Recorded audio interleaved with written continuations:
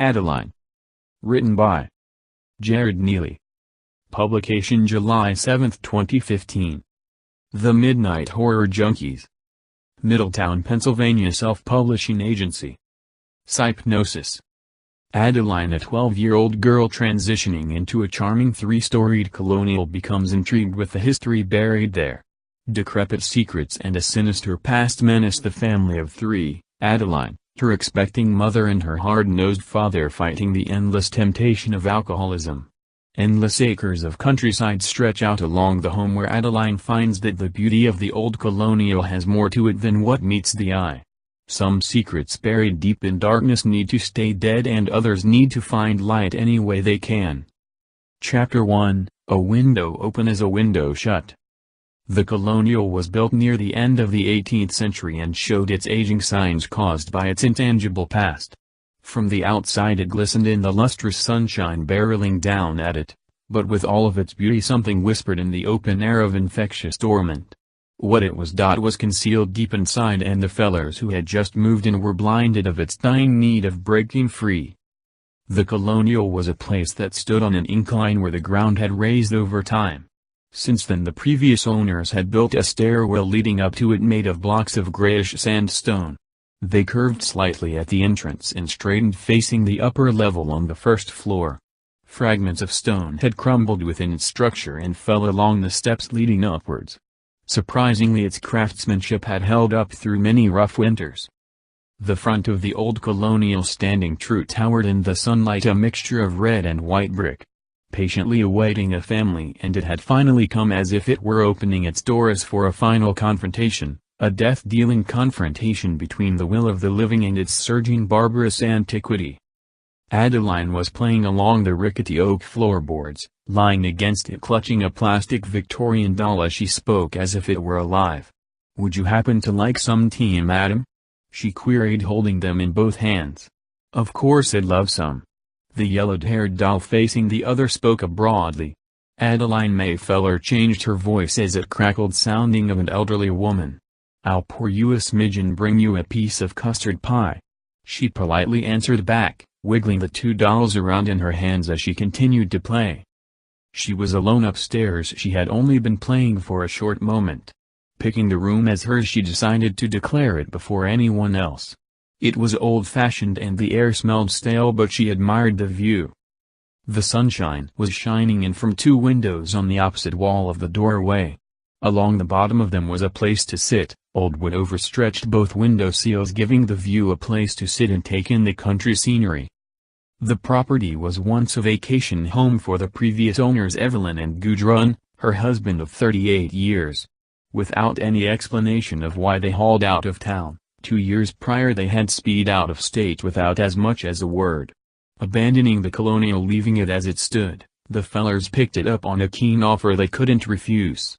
The realtor almost threw them the keys, which made it all the merrier for them to hurry in and make it their home. Adeline continued to impersonate the senior woman's voice, pouring invisible tea into tiny cups sitting on miniature saucers.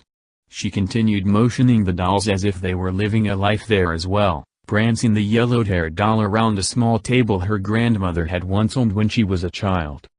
Both of her parents were down below on the first floor unpacking the cluttered hauling van her father had almost unwillingly borrowed from work. It wasn't a traditional thing for him to borrow it, but the senior president at the Fuller's Brothers Company in Portsmouth had insisted on him taking it home instead of hammering himself with endless trips back and forth to Darbsey. Darbsey was in the same state, about a 2.5-hour travel from their new 2-storied home, if you weren't counting the attic. Wyoming was home for the family of 3 and one on the verge of being born. Adeline's mother was pregnant and due to conceive her daughter's baby sister within the next month. She appeared overjoyed about it. She was high on the thought of being the older sister. Having a younger sibling would definitely give her someone else to play with other than Ruthie and Disha. Those were her vintage dolls, her favorite toys out of a small collection.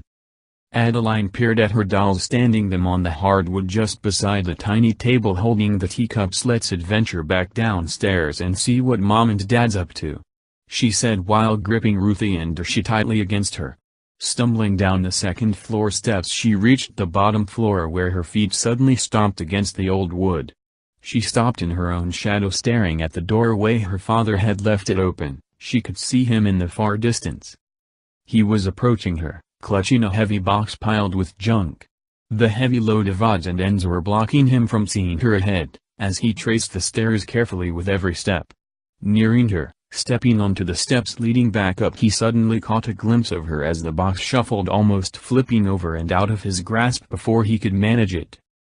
"Oh hey, I almost didn't see you up there," he said, shuffling the box and its contents back in order.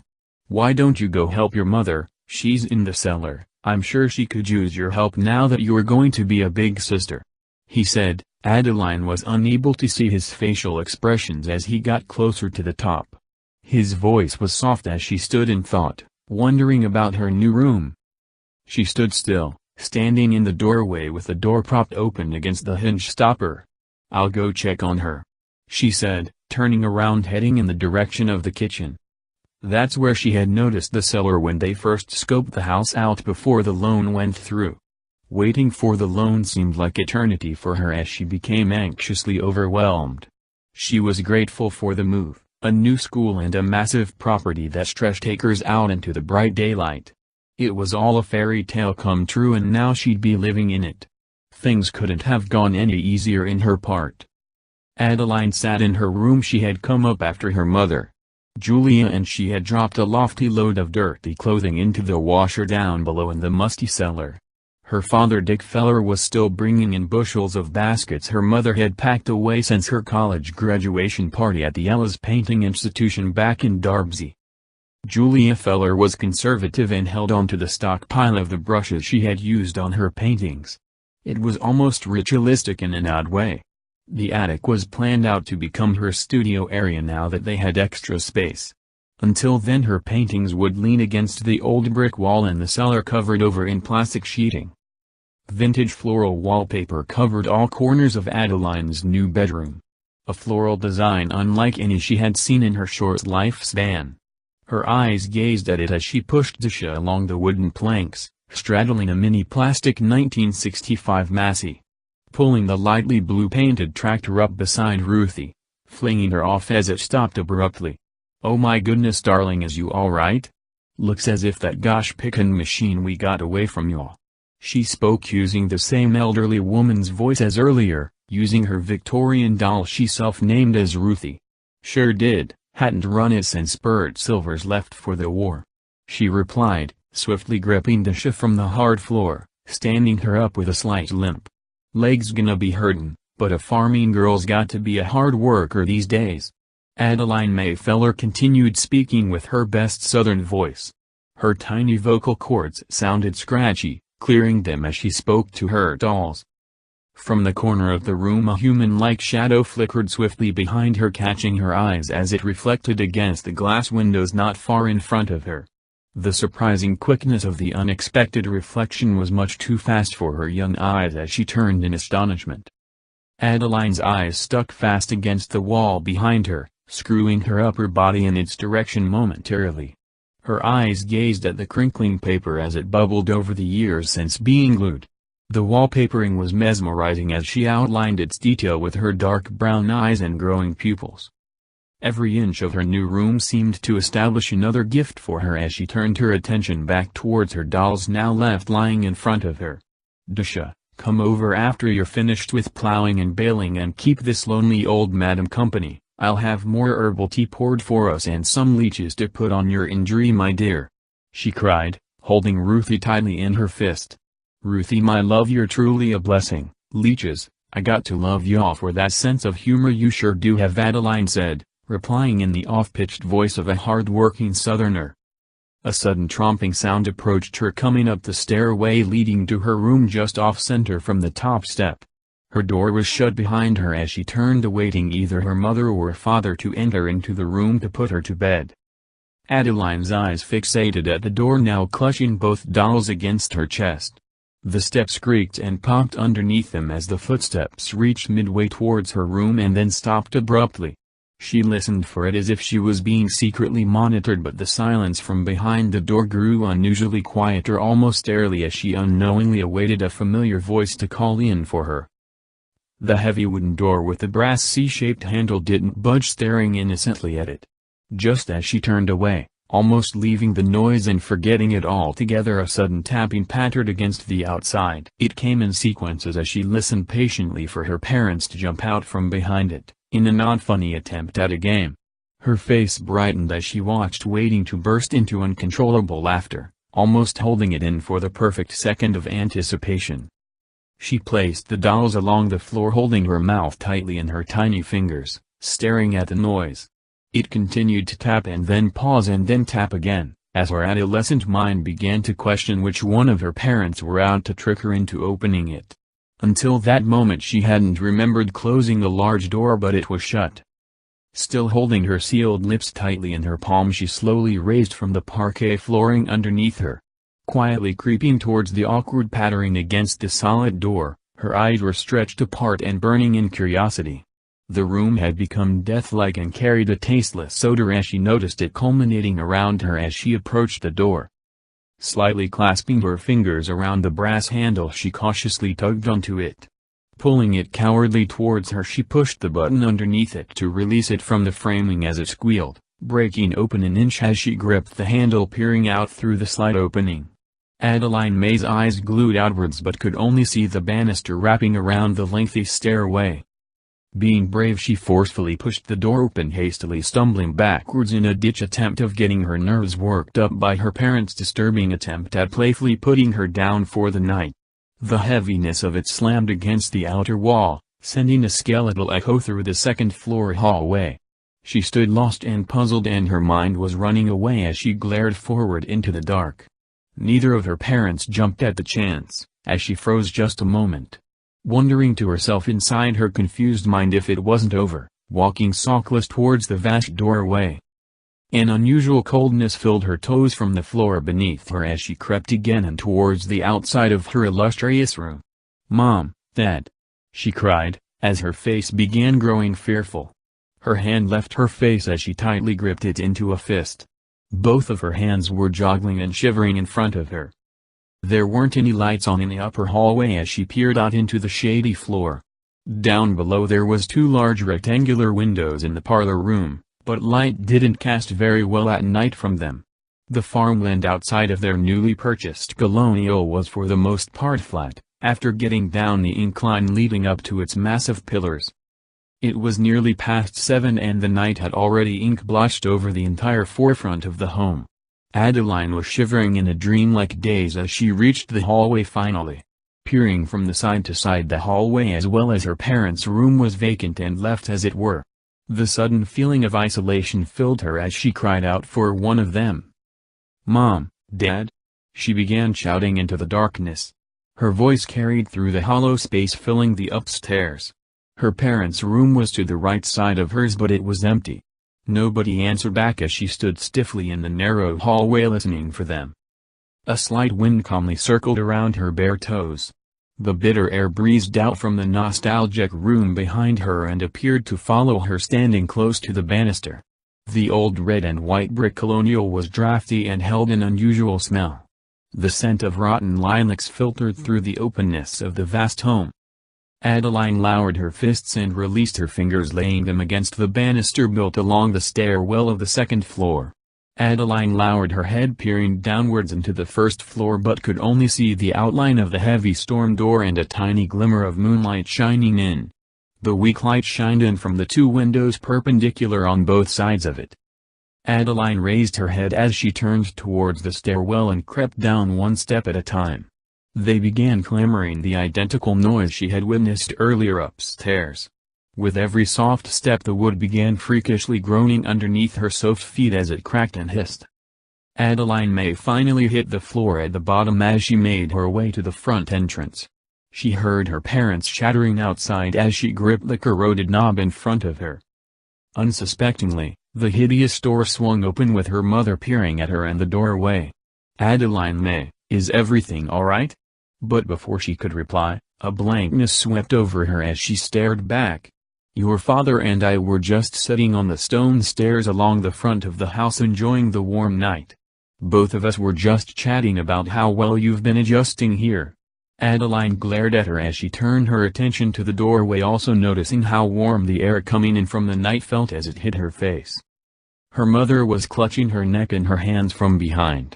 Adeline was still staring at her as she watched her mother. "Everything's fine. I was just startled, that's all," she said, noticing a jovial smile across her mother's warm face. It had been a long while since she seen her mother at peace like she was. It was a breath of fresh air seeing her that way, and she hoped inside it would stay. "What's up with your neck? Are you okay, Mom?" she asked, thoughtfully becoming concerned over her. "Yes, I'm just a bit fatigued. Today has been a bit rough on your mother's old bones. I'm not your age anymore, honey," she answered back as the two paused in the doorway. They both delayed the conversation when a sudden grunt came from outside not far from them. Adeline's father had risen up from his sitting spot to see what the two were up to. "Hey champ," he said, stooping inside the front door, then slowly trudging in beside both of them. The cumbersome storm door was hanging abroad as all three gazed instantaneously out at the flat land in the distance. Suddenly, Adeline fought the thickness of the night shielding the massive farm as her eyes astoundingly caught a condemned stable leaning halfway over many yards out. "What is that out there on the far right of the field?" she asked. Her eyes were slimmed and were still trying hard to figure out what it was she had somehow missed earlier. "It was originally a horse stable from what I learned from the realtor," her father replied, leaning against the heavily painted framework along the door.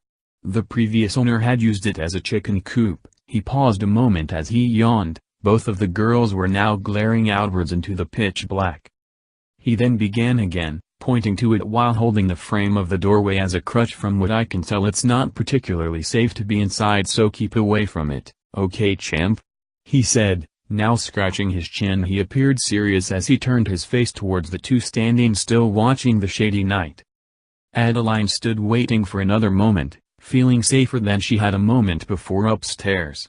"Well Ade, you know what time it is," said her mother, grabbing her gently against her shoulder, steering her towards the stairs leading up to the upper level.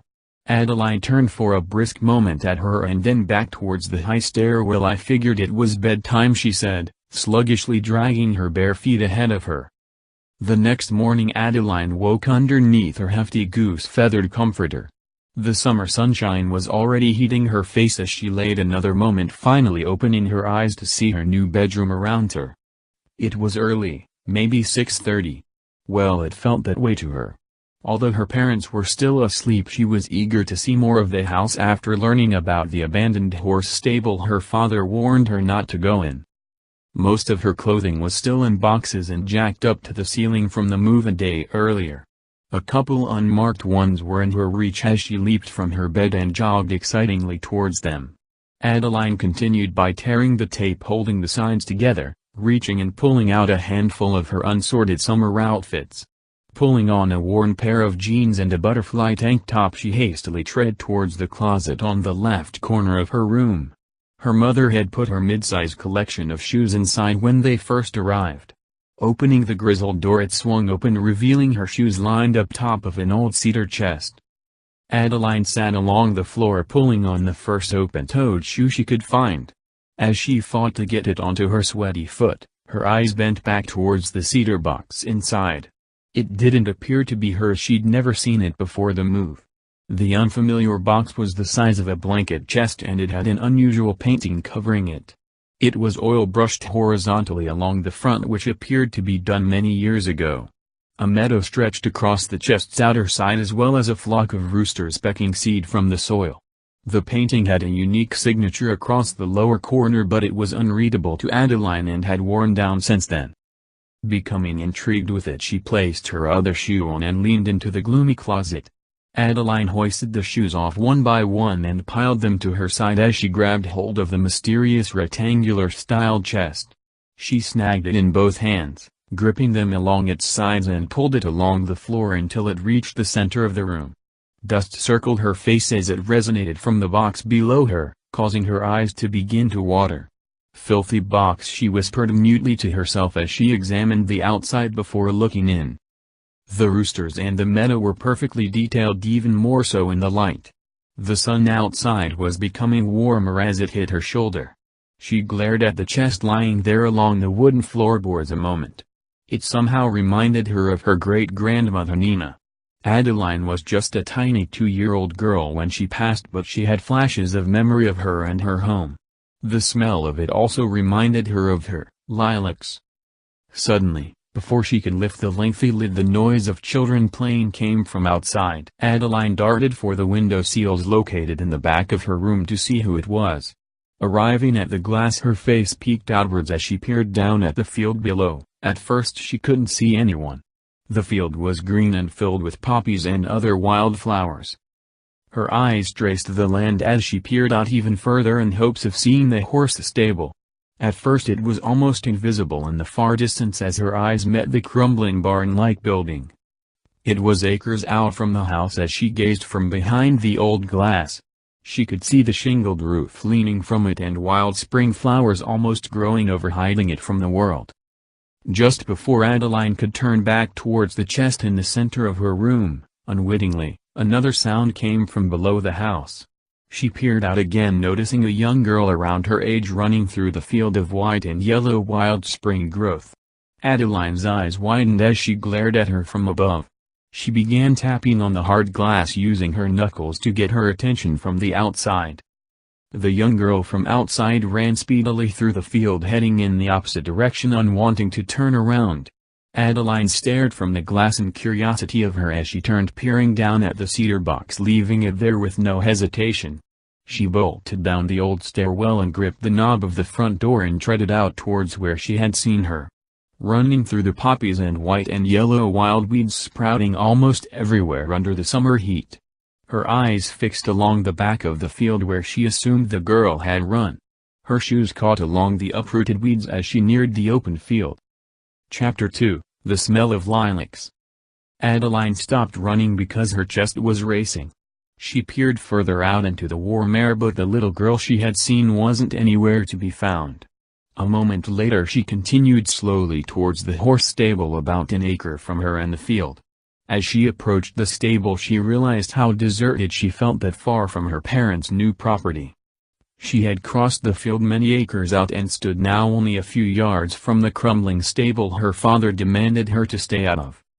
When she reached the front of it she could feel her face sweating as she peered inwards through an opening where a door would have been. Inside it was pitch dark and held no light. There wasn't any window on the outside. Her father's warning to stay away echoed inside her mind as she leaned near it. On her knees she bent down to get closer to the inside, where a middle-sized pile of dry hay was sprawled across the ground. The hair along the back of her neck rose without her realizing it, as she glared in. "Come inside, Ade," whispered a faint, unrestrained voice. Adeline was paralyzed in fear of the horrifying voice, falling back from the dark opening. Her hands shook in panic as she turned hastily and sprinted towards her parents' colonial acres away. Thoughts crossed her young imagination as she darted through the open field of wild weeds and dried dirt. The grim voice echoed in her ears as she ran for the stairs made of old sandstone. Confused by it, was it the uncanny voice of the young girl she had seen a short while ago upstairs in the window? She wondered hopelessly as she reached the first step up. A moment after she reached the top of the porch where the stairs ended, she turned back to peer at the stable far away in the sunlight. The rickety horse stable would forever leave an impression on her. Suddenly, she could feel pain coming from her lower calves as she knelt down to check the back of her legs. As she did, her stomach went numb at the sight of 3 bloody scratches deeply gouged into her. Both of her legs were bleeding and dripping as she stopped again to peer back into the field, wondering if the wild plants she had run through had caused it. The thought of it didn't add much to the fact she had heard the voice summoning her to come inside the dark coop. Both Dick and Julia were still asleep as their daughter crept back upstairs to the bathroom located between the 2 bedrooms. There were a total of 5 bedrooms, 2 upstairs and 3 downstairs, but the 3 lower bedrooms weren't renovated or ready for moving into. The attic could have been a room, but Julia had already pursued it as hers for her paintings and philosophical artwork. Dick Feller planned on painting the bedroom downstairs as theirs and moving the baby upstairs beside Adeline's in due time. Adeline was in the bathroom where Julia had put the medical supplies when they arrived the morning before. She gripped the cabinet door, opening it to find a box of bandages and some Neosporin to place on her aching calves. She took them both out, placing them along the toilet seat, closing the mirror in front of her. Staring into it a moment, she noticed dust and grime had gotten on her face from outside. Cranking the aged knobs, they leveled the water until it was manageable to put her hands in. Using both her hands, she splashed water on her face and finished up using a cloth rag hanging on the sink side. Wrapping the bandage around one time, she tore it off and stuck the adhesive side against her leg to keep it tight. She continued with the second one the same as her imagination swept her back to the box upstairs.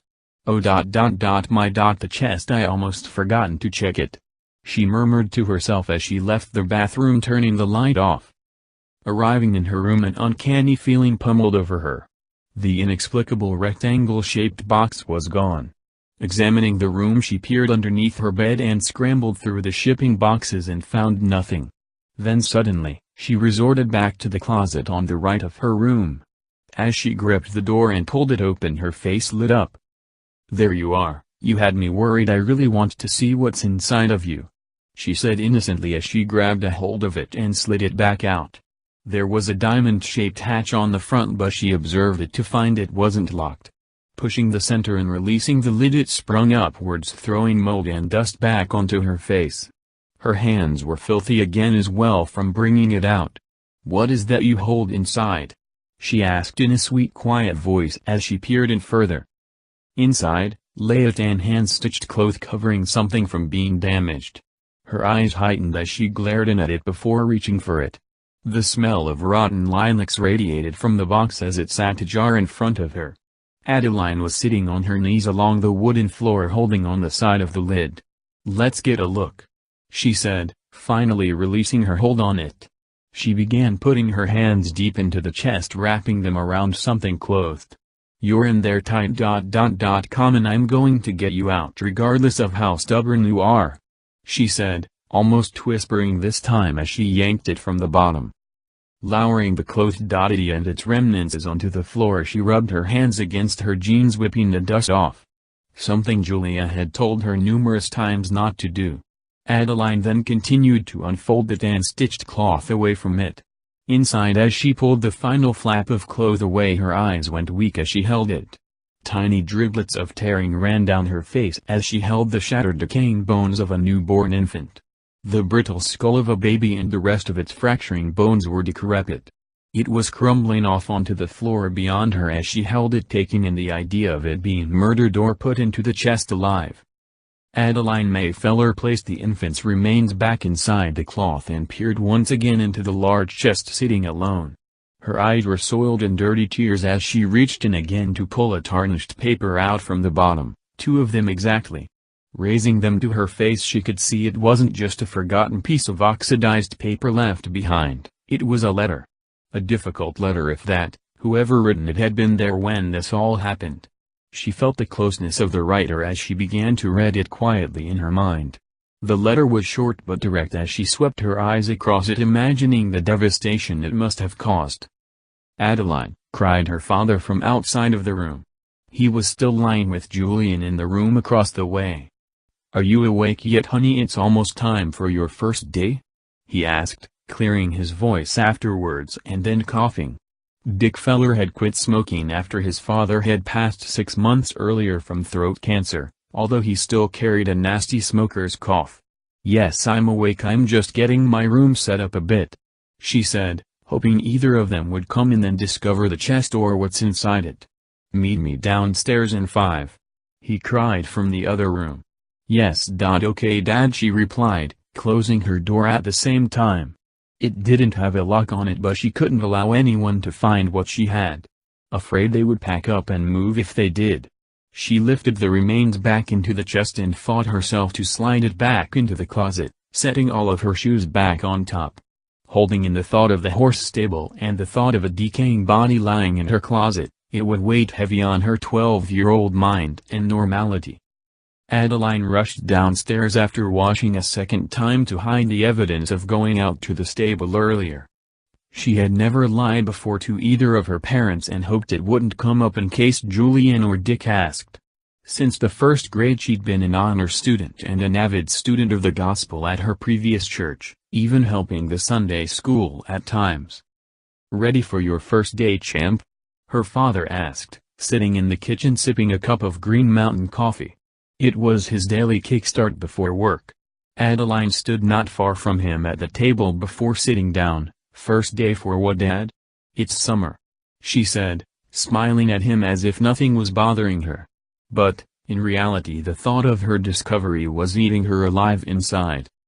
Champ is what he nicknamed her since she was 5. Her mother didn't exactly care for it, but it stuck with her even though it was masculine. "Your first day to investigate our new home sport," he said, almost chuckling as he sipped down another sip of hot coffee. She stood there not sitting down. Was this a game, she wondered to herself? Did he know something about her going out into the horse stable? Nah, he couldn't have, can he? She continued to wonder as he stared at her pouring the last bit of coffee into his stomach. "For sure, Dad, I've been ready since we arrived," she said, almost feeling inside as if she had just lied through her teeth. She almost wished it hadn't happened. The talk she had with him and the chest upstairs. "Where's your dolls, honey?" he asked her. It was unusual to see her without Dasha and Ruthie. She admired vintage dolls since she was just a little girl. The first time she had been to an antique store back in Darbsey with her parents Dick and Julia, she wanted her own collection the same as the one displayed there in the glass counter. "Well, I decided to take a break playing with them for now, it seems like there's so much more to do here," she said, half-acting she cracked a witty smile at him. "That's good, darling. That really makes my day, champ," he said as he rose from the seat feet across from her, laying his cup inside the sink drain. Dick Feller pulled away in his boss's work van as dust sprinkled the air in the driveway. Julia was still asleep upstairs. She was a stay-home wife now that she had her space for painting. She had dreamed of taking her abstract art to another level since leaving her hometown. But, after getting married to Dick 12 years earlier, she had put the dream of pursuing it, on a much larger scale, on hold. Dick was the breadwinner and she was the homemaker now and the mother of 2. A month ago Dick Feller had a vasectomy after both agreed on 2 children.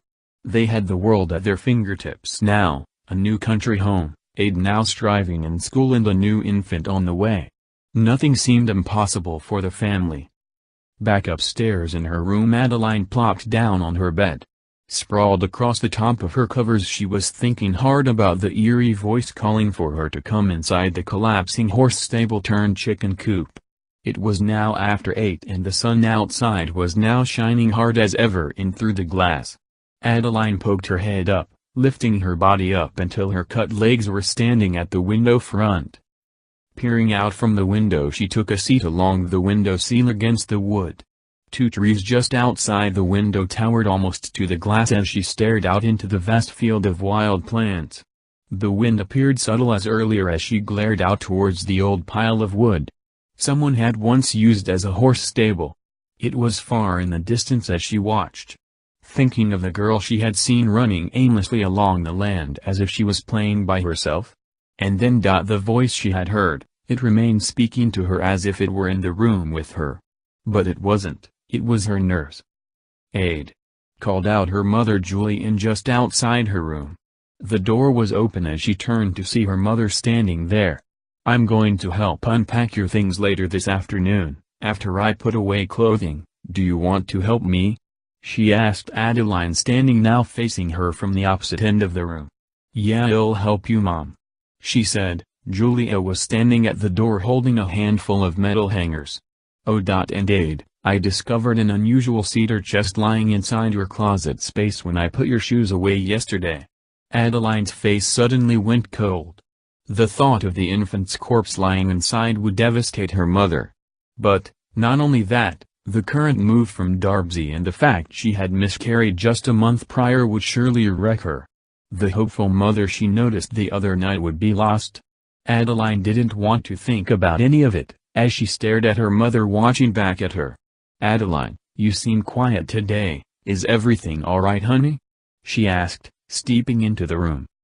Adeline was growing more nervous about the closet. She turned slightly, noticing the door had worked its way open an inch. "Want me to show you the chest now?"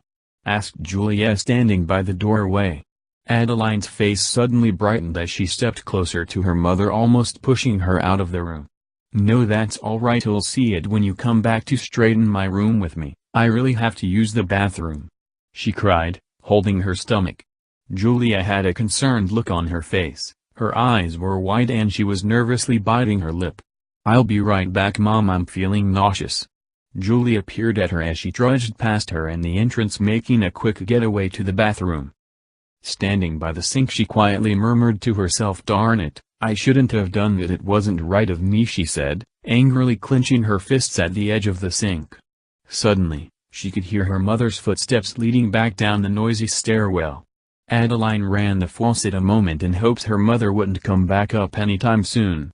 The baffling chest was a huge problem now for her, and she had to get the deceased corpse out of the house before anyone noticed.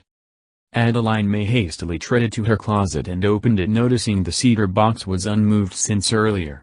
Reaching inwards, she grasped the sides of it to pull it out, stopping halfway from the closet, knocking her shoes off during the process. Swiftly pushing the center release mechanism, the lid shot upwards before her, standing over it. Without perceiving the foreboding contents, she gripped up the disintegrating remains crumbling within the rotten cloth. Heading rapidly for the stairs, she could overhear her mother down below in the cellar hammering something into. Adeline stared towards the kitchen just before arriving at the front doorway. The basement door was braced open against a pub stool. Julia Feller was hard at work down beneath the first floor, tacking a failing frame. At times she improvised using Dick's roofing nails, but they hardly held half the time. Her paintings were hefty and took a good spike to hold them down pat. Flying through the vastness of the sunlit field of wild violets and poppies blooming from the hardened soil, she glared towards the farthest point. Almost forgetting the eerie voice from earlier calling to her, her mind was lost in the moment. Clutching the tiny clothed remains of a lifeless infant, she barreled towards the broken-down coop. Approaching the horse stable-turned-chicken coop, Adeline slowed down and began treading towards it, holding the dead corpse. Her hands were holding it from underneath, pressing it against her upper chest as she made it past the clearing. The weeds were growing high as they brushed against her jeans. She fought the sun shining into her eyes as she approached the subsiding horse stable, now built of rotten wood. She stepped up to it, standing a foot from the opening. The same opening where she had spotted the dry straw scattered about inside. Peering in a moment, she waited for the same voice, but this time it didn't come. Staring in through the pitch-black opening, her eyes were wide and cautious of getting too close.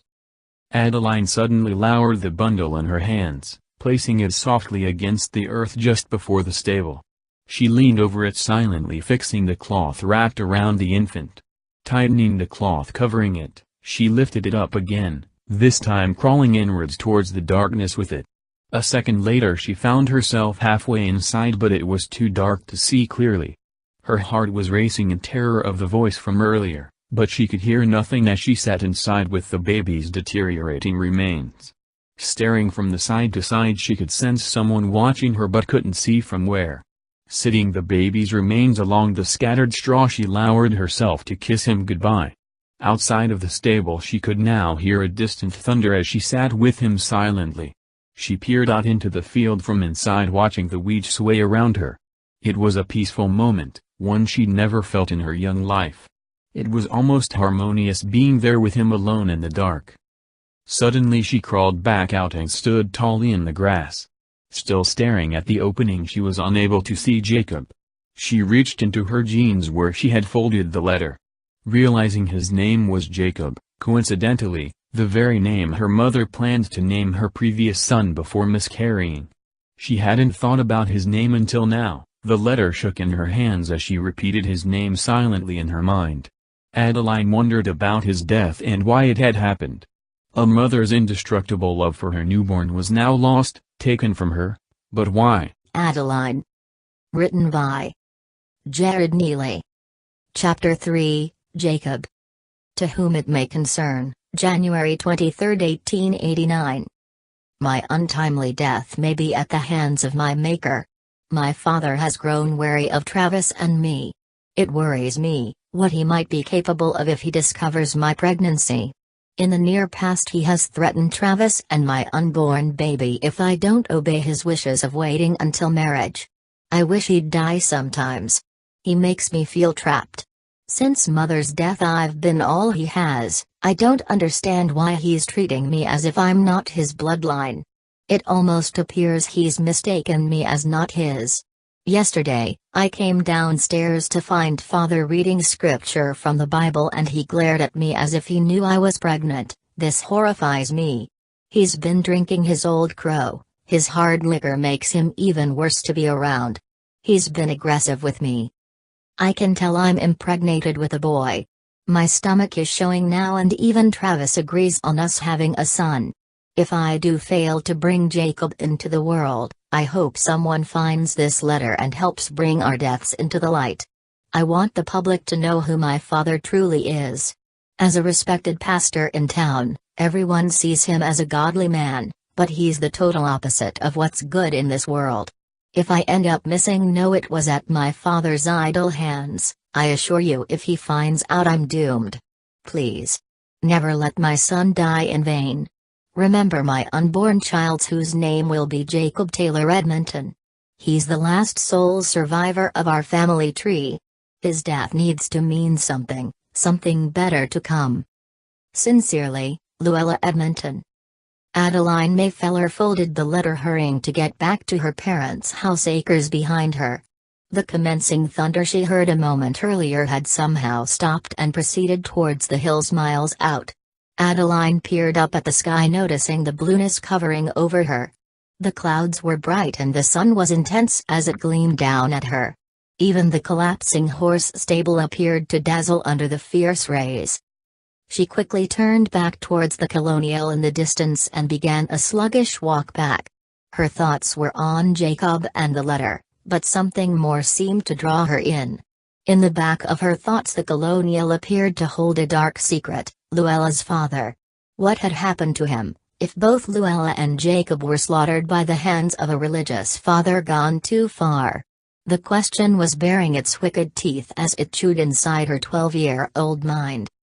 Opening the front door, she hastily made her way upstairs to push the cedar box back into the closet. She had left it ajar and in open view of her mother.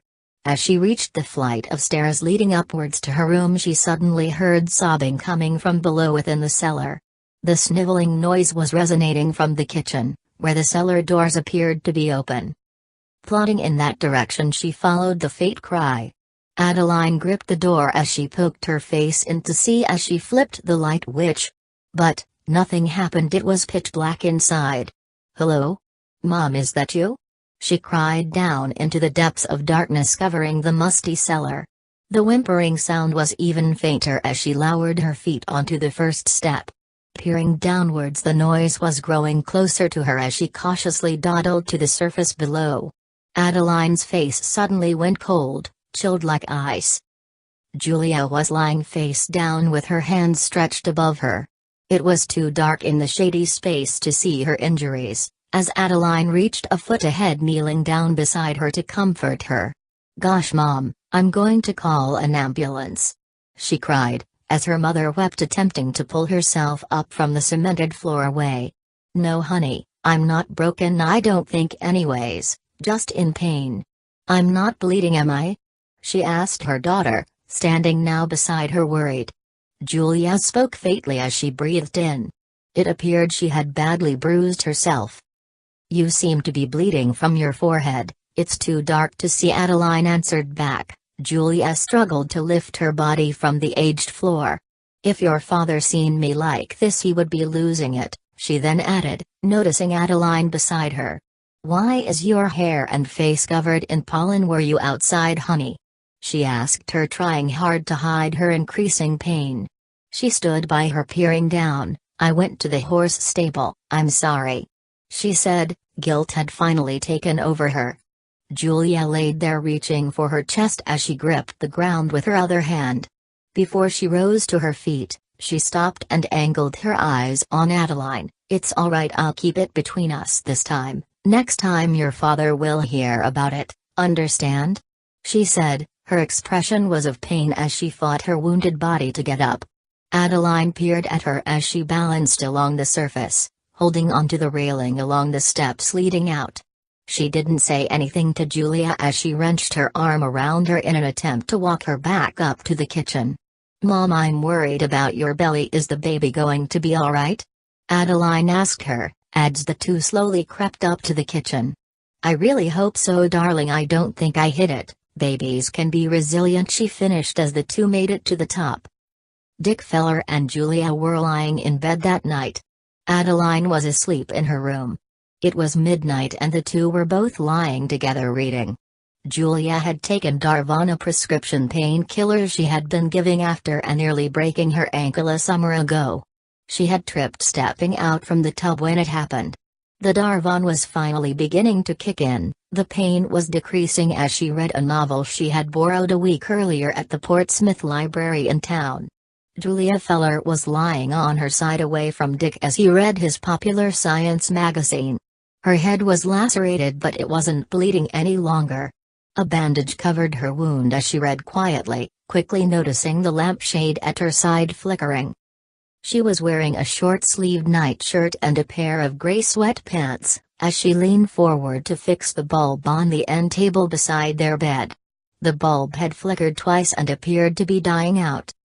Suddenly Dick turned, peering at her as she leaned off from the bed. "Holy shit, babe, what the hell are those?" he asked, sounding exceedingly surprised beside her. Julia turned facing him as astonished as him. What's wrong, hon?" she replied, feeling behind her, reaching with her hand to feel her back. "I can't feel anything," she cried, staring Dick in the face. "Honey, you have 3 deep nasty scrapes on your lower back," he said, as he touched her in the scored area. "Oh my God, you know what, when I first fell down the cellar stairs this afternoon I could have sworn I was pushed," she said, appearing bewildered as she stared at Dick at her side. "Well, tomorrow we'll have a look at the stairs and make sure there's nothing exposed that you may have tripped on," he said, picking up his magazine again. Julia twisted back into her previous position along the bed, pulling the cover up on both of them. "That sounds like a good idea. We don't want Adeline falling down there," she replied, as she picked her book back up and opened it to the middle. It was just past 1 in the middle of the night and Adeline twisted restlessly in her bed. Her eyes were pasted shut as she kicked her covers down. She was in the field running breathlessly, catching butterflies in a long-handled net. Julia was on the front stepway peering at her in the distance, and Dick was jiggling spark plug wires around underneath the hood of his 1969 Corvair. It was summertime and the sun was bright above the field while Adeline ran through the acres of wild fern. Her dark brown hair blew in the subtle air behind her as she scooped her net at the butterflies. They were fluttering from the poppies below her in the dry grass as she speedily caught a rare Taenopalpasaurus. The butterfly was a beautiful dark green and black. A moment after snatching it from the air, it paused its rapidly fluttering wings, watching her from within the net. "I won't hurt you, little guy," she cried, opening the netted side to free it into the air. The colorful butterfly flung into the sky higher than before with its antennas stretched in front of it as Adeline watched calmly below. Suddenly, as she stood in the far distance from the aging colonial, a burst of cold chilling air caught her ear. The inhospitable exhalation of breath freakishly turned into a long howling voice as it carried into her innocent dream. It howled, reverberating into the open sky around her, "Come to me, Ade." Suddenly, the cold breath turned increasingly hot as it burned her ear. Her eyes opened that very second as she peered around her room, still lying on the bed. The voice came to slow ringing as she rubbed her eyes, tired and half alert. A moment later she closed her eyes again, resting against the pillowcase, and dropped into a heavy slumber. Midway through the night Adeline woke to the sound of scratching on the ceiling above her canopy bed. The top of it had been removed since they arrived in Franklin Town. Her father had unscrewed it to get it through the archway in her room. He didn't get a chance to reassemble it with work and the heavy rush of Julia being pregnant. The scratching sound was slightly dragging from one end of the room to the other, above her as she stared up at it. It sounded as if something was peeling away at the insulation within the wood a few feet above her underneath her covers. Adeline listened to it as she gawked at the ceiling in the darkness. Outside the windows had turned black in the shade of night, even the moon seemed dim. It sounded like razor-edged fingernails prodding against wood and insulation paper. Adeline's eyes were fixated above her, concentrating on the strange noise. The house was quiet around her, other than the disturbing scraping conflicting above her, keeping her from her rest. She glared at the dresser her mother had brought up that afternoon while she was out. She had even moved the cedar chest back into the closet with her shoes. Julia hadn't said a word about it. Adeline wasn't even certain she had checked inside it. It didn't matter all that much. Jacob was in a safe place and couldn't upset her any longer. The dresser was on the right-hand side of her room and had her two favorite dolls abroad it. Disha and Ruthie were facing her bed as she glared at them. "Do you hear that noise?" She whispered towards them with the covers pulled halfway up to her face. "I'm terrified of it, but I know, God, and you two will keep me safe," she said, still listening with her eyes on her dolls. Suddenly, the sinister scratching sound groaned distinctively louder as it dug deeply into the wood atop the ceiling. It began revolving angrily and ferociously above. She watched in the dark, abruptly becoming nervous of the hair-raising noise. Then, without warning, the ceiling above her began to crack within. She heard it as she jumped from the bed, quickly treading towards the bedroom doorway. Standing there with the door shut, she flipped the switch for the ceiling lamp, but it was burnt out. She was unable to see the door handle as she felt aimlessly for it, finally gripping it. Opening the heavy door, the sound instantaneously came to a progressing stop. "Mom, Dad? Wake up, can you hear that?" She shrieked in panic of the anomaly above her room. At first they seemed to be in a dead sleep across from her room on the same hall. "Mom!" She cried loudly towards their room. Suddenly, their door popped open and Julian came hurrying out into the hallway. "Adeline? What's wrong, honey?" she asked, concerned, wearing a robe over her. Adeline stared at her and pointed towards the door of her bedroom. It had shut on its own somehow. "That wasn't shut a moment ago."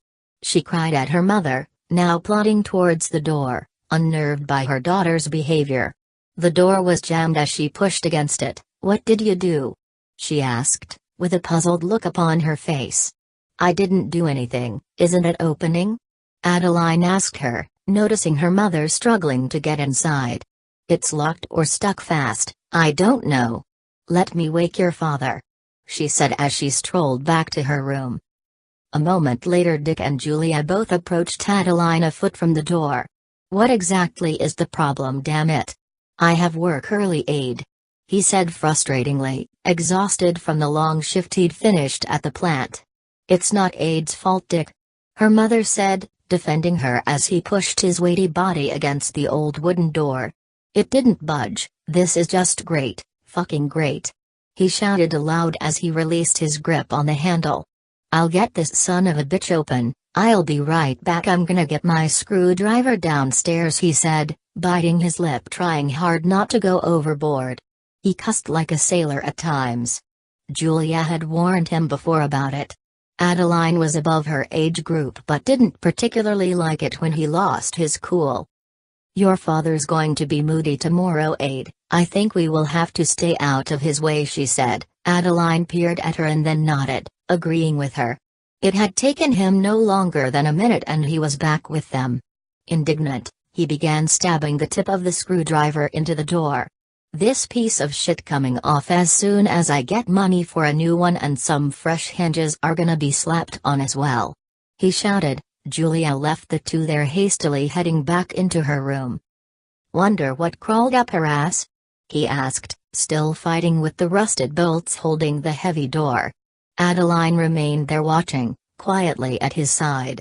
"I'm sorry, baby, Daddy's just tired from work," he said, giving her a light pat against her head, sitting there with him along the hall. "There, I got it, honey. The door fell to the floor as he pulled the pins holding it. Dick Feller clutched the hefty door in his arms, carrying it towards the bathroom. He sat it against the wall between the three. "Good as new, darling," he said. Adeline didn't feel the same. Good as new? She wondered about that a moment. "What about that noise, Dad?" she asked him, as he tucked the screwdriver down into the sweat line of his night pants. "Noise? What noise do you mean?" he asked her, squinting his face confused. "The ceiling in my room. I heard a horrifying scratching sound. It woke me up," she cried. Her face was blush as she faced him. "Honey, you're overreacting. It's probably just a squirrel or a possum getting into the wiring. They tend to do that when searching for food," he said. "Now get back to bed, Aid." Adeline crept back into her room and slid underneath the covers. Peering at the open doorway, it made her feel somewhat better. She attempted closing her eyes, but she couldn't get back to sleep. Deciding to get up again, she stepped over to her dolls and plucked them both off. Holding Disha and Ruthie against her, she crept towards the window to her left. Sitting down along the window sill, she stared out into the dark night. She was incapable of seeing anything, just her own reflection in the glass. She lowered her head, kissing Ruthie along her hair, raising her eyes back onto the window ahead of her. Immediately, something in the glare of her own presence squeezed her by the throat, stealing all the air from her deflating lungs. The blood-curdling specter behind her was eyeballing her as if it could see inside her very soul. Adeline fought to breath but was enfeebling, slumping over, peering in shock at the gruesome apparition beholding her in its gazing eyes. Its appalling glare had siphoned the color from her face, leaving it a bright pale shade of bluish-white. Her eyes were fixated, staring at herself, but just beside her in the same room was the disfigured complexion of another woman. Her unnatural presence wrenched into her, sitting lifelessly staring in silence. Adeline's heart nearly skyrocketed from her shaken chest. Every hair upon her body was standing still and she was unable to breathe. "Mo!" She fought to scream, dropping the dolls as they rolled across the floor at her feet.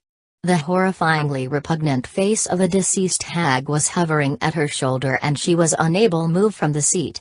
Paralyzed, watching the face in her own image against the glass, it suddenly vanished in the nightshade. Adeline sat there, finally able to breathe in oxygen, silently shaking. Her arms and legs were quivering in extreme fear, but she couldn't wake her father again, he'd lose it. Chapter 4, Spade of Death. The next morning arrived as the sun bared its vibrant rays in through the window, hitting Adeline directly in the face, waking her.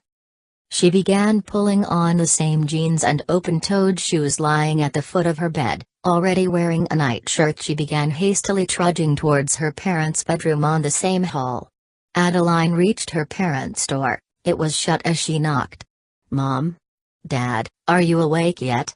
she asked from the opposite end of the door, anxiously waiting to tell them about the horrible face watching her. She stood patiently waiting for one of them to get out of bed.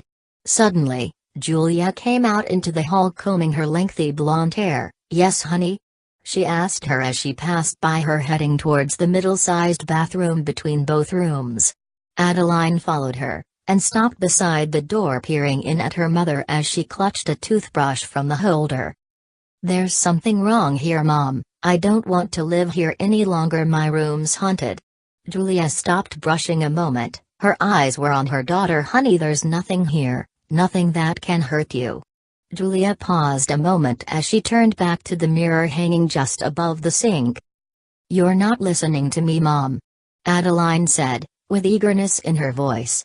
"I seen a dead woman last night. She wasn't alive, Mom. Her face was horrible. There's no way in hell I'm sleeping in that room again." She raised her voice towards her mother in hopes she'd understand.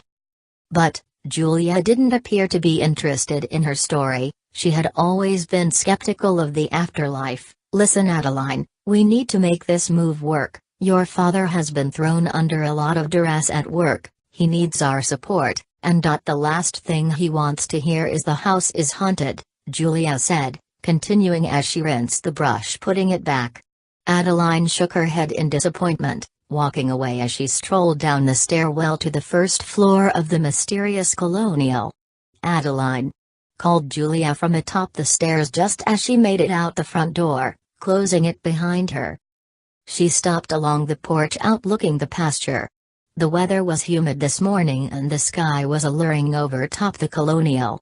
Such a beautiful property, she thought as she peered out across the serene farmland. "Luella, what happened to you and your baby?" she said aloud, standing along the top of the stone stairway. "Was it you last night watching me?" she asked, quietly as she stepped onto the steps leading down into the vast field. Dick Scorvor was missing from the driveway. He had left early to fill in for a sick employee down in Portsmouth at the Fuller's Brothers Company. Adeline circled over towards the gravel where his car mainly parked, noticing a bent cigarette butt lying in the dirt. "He's smoking again," she thought to herself. He knew exactly what that meant. It meant he was falling off the wagon. Dick Fuller was once an abusive alcoholic, but that was when she was younger. She had overheard the story one day, while Julia was on the phone with her grandmother. "Dad, please don't do this," she thought to herself, speaking in her thoughts, as she picked up the half-burnt butt and stuck it in her pocket. She didn't want Julia to know. Her being pregnant was enough to deal with. Adeline began weaving through the field leading to the stable, where she had placed Jacob's decomposing body. Midway through the pasture, her shoe hit something bluntly sticking out from the dry soil. She stood in the tall grass and wildflowers sprouting wildly from the dirt. Ouch! Holding her foot, she was sliced along her toe, as she glared at the object underneath her. "What in the—" She stared at it for a moment, trying to determine what it was. The piece of wood appeared to be the handle of a D-handle-shaped coal shovel from the early 1800s. "Whatever you are, you're old, I can tell that for sure," she murmured. Standing along the wild poppies and yellow flowers, she peered towards the stable a few yards out from her.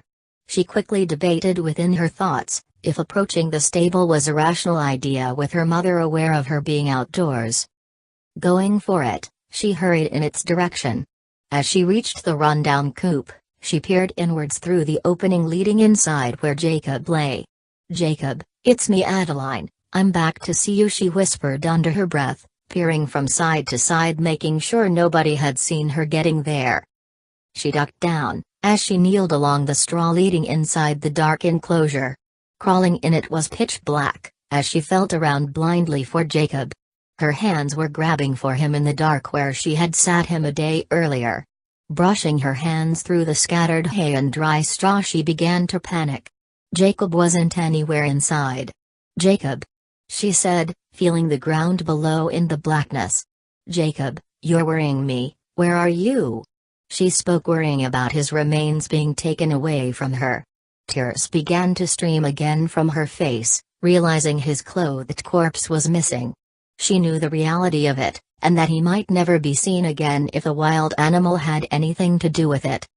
Afterwards, she crawled back out into the sunlight, standing up along the collapsing building. Circling the coop with her eyes down at the ground, she felt a sharpness growing inside her stomach.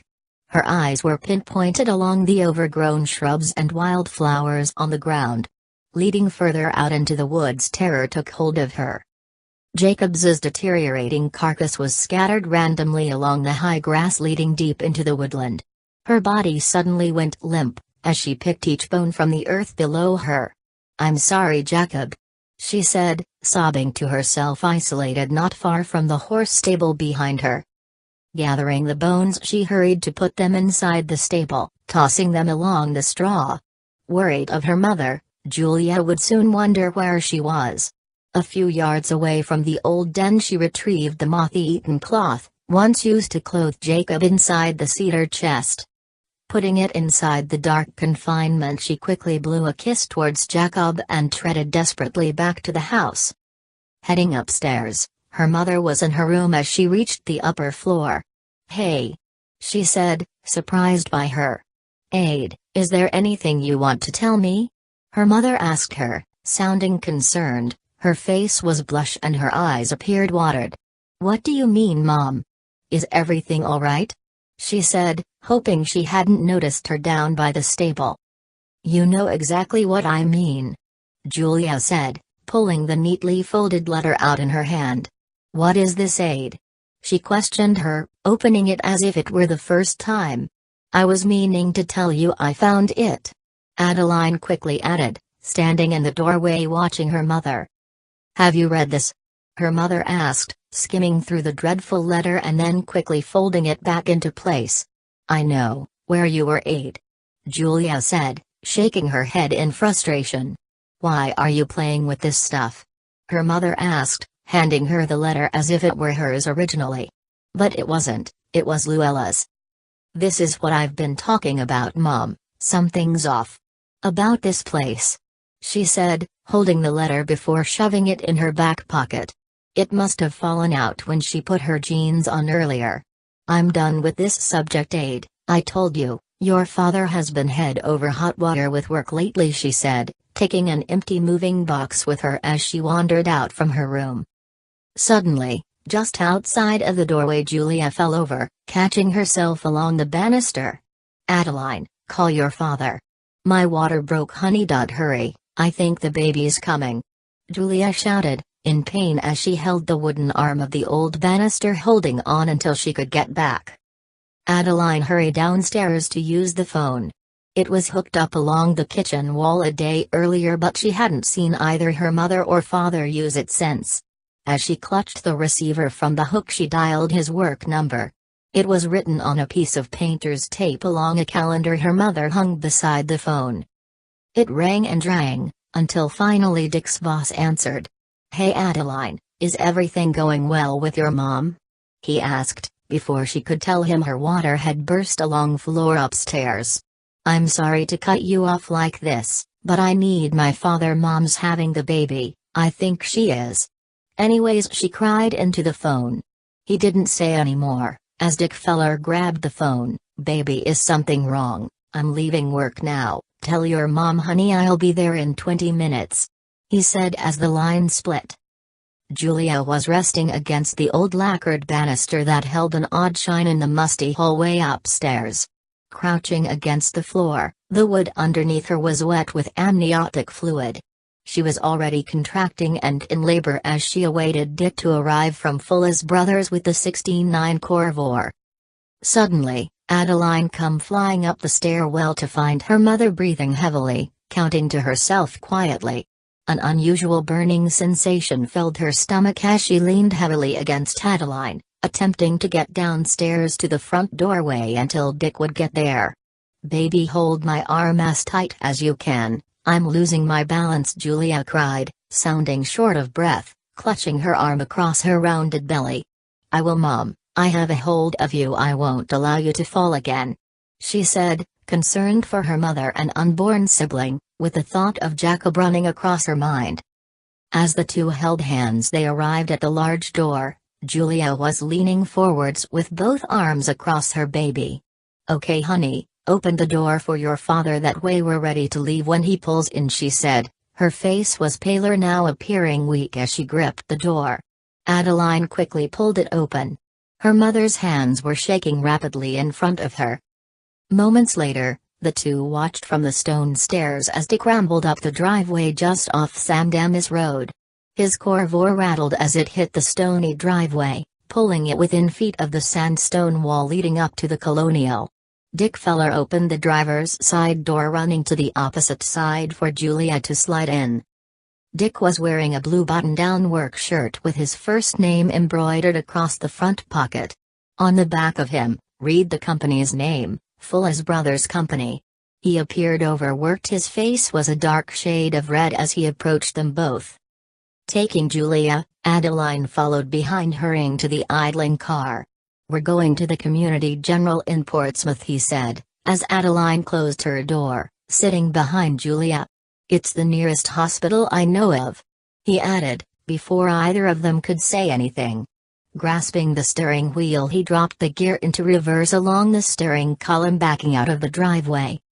The Fellers sat patiently for an update of Julia, but it seemed to be a long while. A pediatric nurse named Franny had taken her back just as they arrived. Dick was still in the process of signing her in as the nurse came wheeling a wheelchair in for her to sit. Dad?" asked Adeline, staring at the man across from her in the waiting area. "Yes, champ," he replied, with his eyes peering towards the clock hanging above the main entrance. "Is the baby going to be all right?" she asked him, now staring him in the face. Before he said anything, she took notice of his aging complexion. His face was stubbly with a 5 o'clock shadow, and his goatee was whitening. His hair was black and cut shorter than in his younger days. Adeline had never realized it, as she observed him. Dick Feller was nearly 39 and had already succeeded his own father, who died of liver disease many years back. "Yes, darling," he said, putting his hands together with his head down. "I found this," she said, noticing him lifting his tired eyes. Pulling the spent cigarette butt from her pocket, his face became suddenly wide awake. "Where you find that?" he asked her, picking it out from her hand. He appeared embarrassed as he twisted it underneath his face along his lap. "I found it laying in our drive," she said, smirking at him. The nurse they ran into coming in, known as Franny, approached them holding a clipboard and pen. Her white nurse's gown was drowning her skinny mid-aged body. Her hair was a golden red and it lay along her back and shoulders. "Excuse me, you're the Fellers, correct?" she asked them, pointing the pen at Dick as he sat impatiently. "Well, I have some unfortunate news for you and your family," she said, noticing his eyes growing wide as he sat deeply towards the back of the plastic seat. "What are you getting at?" he asked, growing in wonder as he lifted himself onto his feet. "Sir, your wife is having some very critical complications," she said, as she took him into the office in the far corner of the waiting area. "Is it okay if I speak to you confidentially? Please, Mr. Feller. I'd rather your daughter learn these things from you," she said. Adeline grew worried as she sat along the row of empty seats, watching them close the door to the office. A small television hung from the wall as it flashed above her. She thought about the stable, and then about Jacob, and how she had found his scattered body strewn across the property of the mysterious colonial. Then she began to worry about her mother, and then of her father, and what they were talking about in the tightly cornered office. She retraced the nurse's face, remembering how serious she had appeared a moment before. Something wasn't right, Julia, or the baby was in danger. Her gut gave her the intuition as she sat awaiting her father to come out. What expression he'd have on his face would tell her everything. A moment had passed. Finally the door opened as her father approached her. Franny walked away as she left into the hallway where a patient was lying on a wheel table. He was covered with white linen and he had a hair bonnet on his head. Adeline watched as she arrived at his side. "Nurse, am I going to be discharged anytime soon?" he shouted as he grabbed hold of her arm. Adeline quickly turned facing her father, leaving the two talking. "Dad, is Mom all right? Is the baby going to be all right?" she cried, as he sat down reaching for her hand. His face was desolate and his eyes were tightened as he lifted his eyes on her sitting there. "Sweetie, I have some really terrible information about your mom," he said, staring at her. She awaited his response as her stomach knotted. "The baby was born stillbirth. He didn't make it during delivery. I'm extremely overwrought about your mother. She isn't speaking. She will be staying here at least a week in recovery," he said, as Adeline stared in a total loss of words. Stillbirth?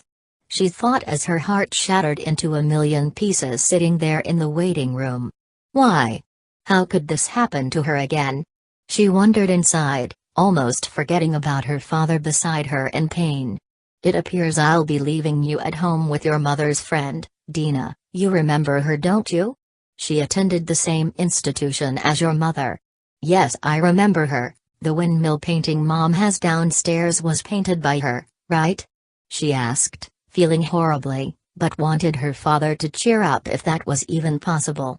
His eyes were dim as he peered at her. "Yes, darling." The 69 Corvor spit rocks out behind it as it sped into the drive leading towards the colonial. Adeline was in the passenger seat as Dick pulled it up into the stony drive, coming to a sudden stop at the steps. Another car was beside his as they got out, a dented station wagon. Adeline never seen it before, but she knew Dina was already inside waiting because she heard her father on the hospital phone that he had left a set of spare keys for her to go inside. He kept them under a plant vase on the deck. "Adeline, Dina's going to be here for a few days to keep an eye on you. I'm going to be with your mother until she's well enough to come back home," he said as they walked together up the sturdy wall of stairs leading to the door. "Tell Mom I love her and I will be here thinking about her, and tell her I'm sorry about the pregnancy," she said, fighting the tears building up around her eyes. Dick Feller also had tears formed around his tired eyes.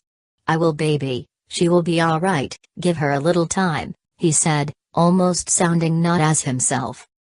That night the sky was much thicker than usual and it smelled different as well.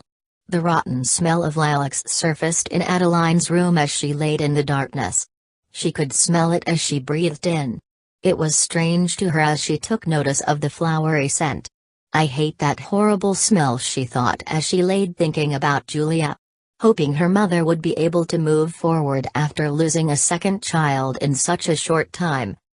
Dina Ethers was downstairs sleeping on the couch Dick had made up for her on a short notice. It was late as Adeline lay in her room fighting herself to get comfortable, but the death of her baby sibling was just too hard to contemplate. Lying there she began to think of the stable again, wondering if Jacob had been born alive or if Luella also had some sort of complication. She wrestled with the thought. The nightshade was causing a weird shadow to flicker in through the windows across from her bed. She peered from her covers, laying there wondering what was causing them. Disha and Ruthie were at her side, both lying there keeping her company along her pillow in the pitch black.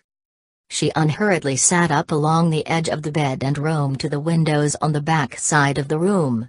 Suddenly, as she peered out into night, she caught a sudden glimpse of the girl she had seen earlier.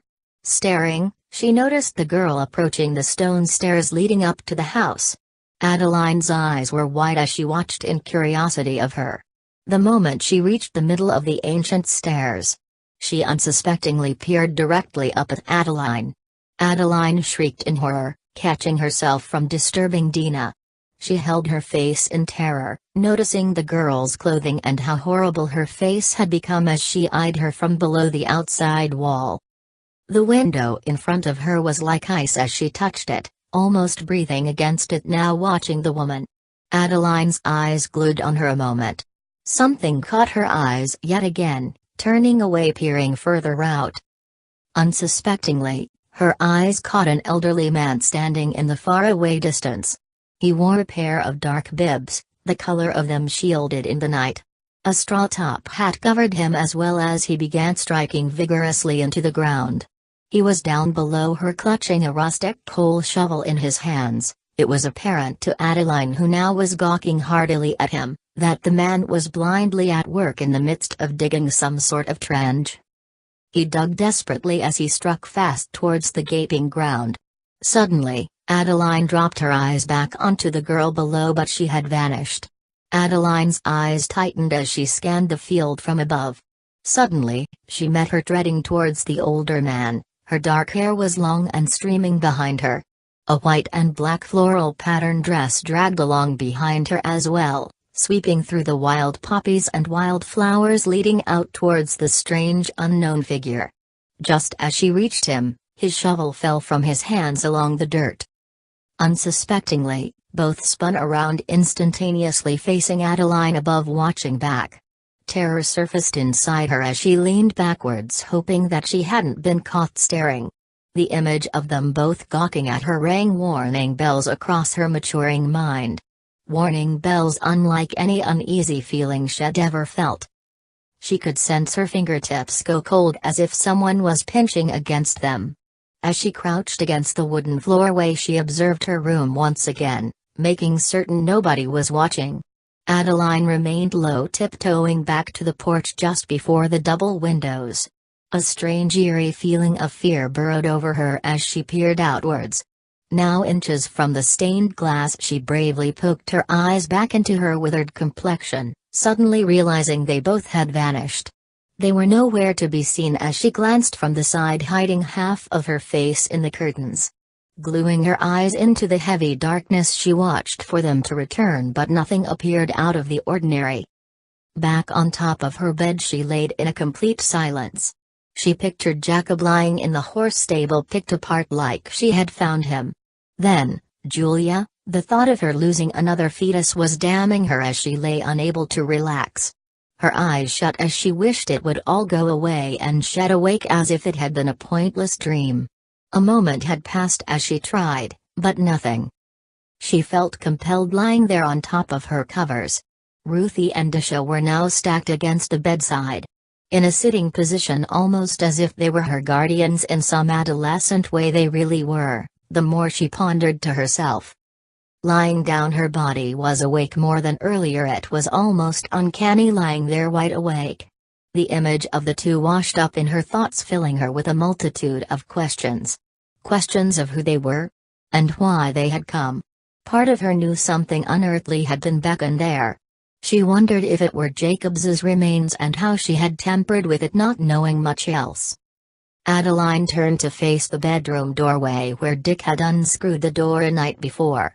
Her eyes traced the tiny core of light the downstairs cast along the framework, but she couldn't see any further. The hallway outside was pitch black and dead silent. The next morning Adeline awoke heading downstairs to greet her babysitter, but found her in a hard sleep. She was on her side facing the kitchen entrance with her arms folded against herself. Adeline wondered about her parents staring at her lying comfortably against the old couch. She thought of her parents, knowing they both couldn't possibly be as fortunate. She was sure both Dick and Julia had one of the roughest nights since getting married. Another death only meant one thing: another funeral to attend. The thought overwhelmed her standing before her mother's friend. She slept soundless as Adeline left her there, entering into the kitchen. She hadn't spent much time in there since her mother's fall a couple days earlier. Thinking of it now reminded her of Jacob. The faded shorts she had slipped on showed the unusual scratches along the back of her legs. Her eyes clenched as she ran her fingers against the scabs forming. Adeline stood by the doorway attached to the living room. She turned facing her mother's friend again, unsuspectingly staring towards the wall. She noticed two family picture frames had been turned upside. Her family portrait had somehow swung and stayed the way it was. It gave her sudden chills as she approached them. Her feet were bare as she crept towards the wall where Julia had tacked them. Adeline. Written by Jared Neely. Treading over along the aging carpet, she abruptly stopped in her tracks. Strangely, tracks would be the right reference. There was tiny shoe impressions molded along the beaten rug. They were fresh and appeared not to be made not long ago. The mud tracks led part way to the wall where they came to a dead stop and didn't show any signs of turning back. Adeline quickly crouched along the floor to touch them. As she knelt towards the mysterious shoe stamps, her stomach suddenly began to hurt. An odd heaviness around her made it hard for her to breathe as she stood again. Clutching her lower stomach, she began to feel a dizziness overtake her. Unable to talk or cry for help, she could sense the life being drawn out from her body. Desperately attempting to wake her mother's friend, she collapsed onto the floor just a foot from the funny frames. Dick Feller pulled the core of ore into the driveway in desperation as stood awaiting him upon the porch. She was holding her chest as she neared him, getting out of the driver's door. The colonial gleamed, basking in the summer sunshine behind the two as Dick's emotionless face stopped inches in front of her. "Where is Adeline?" he demanded towards her. Her hands left her chest and were now on her mouth. She appeared baffled, standing along the stony drive. "That's why I called you, Dick." She speedily spoke at him, a nervous look in her eyes. He stared at her a moment. "Did you check the property?" he asked, turning in all directions. He scanned the vast field in hopes of spotting her playing. "Julian's a complete wreck right now, couldn't you keep a simple eye on her?" he shouted and slammed the driver's door forcefully. Her eyes were locked on the field as he walked past her. Something inside of him wanted to knock her teeth out as he trudged into the wildflowers and uncut grass growing knee-high already. "Dick, I'll check the house one more time while you're out here," she said as she bolted back inside. Dick remained quiet in frustration as he stomped into the field ahead leading out towards the horse stable. The sky was a bright orange like red in color above him.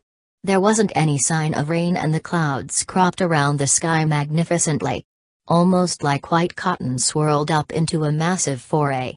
Dick took notice of its soft appearance as he neared the collapsing foundation ahead of him.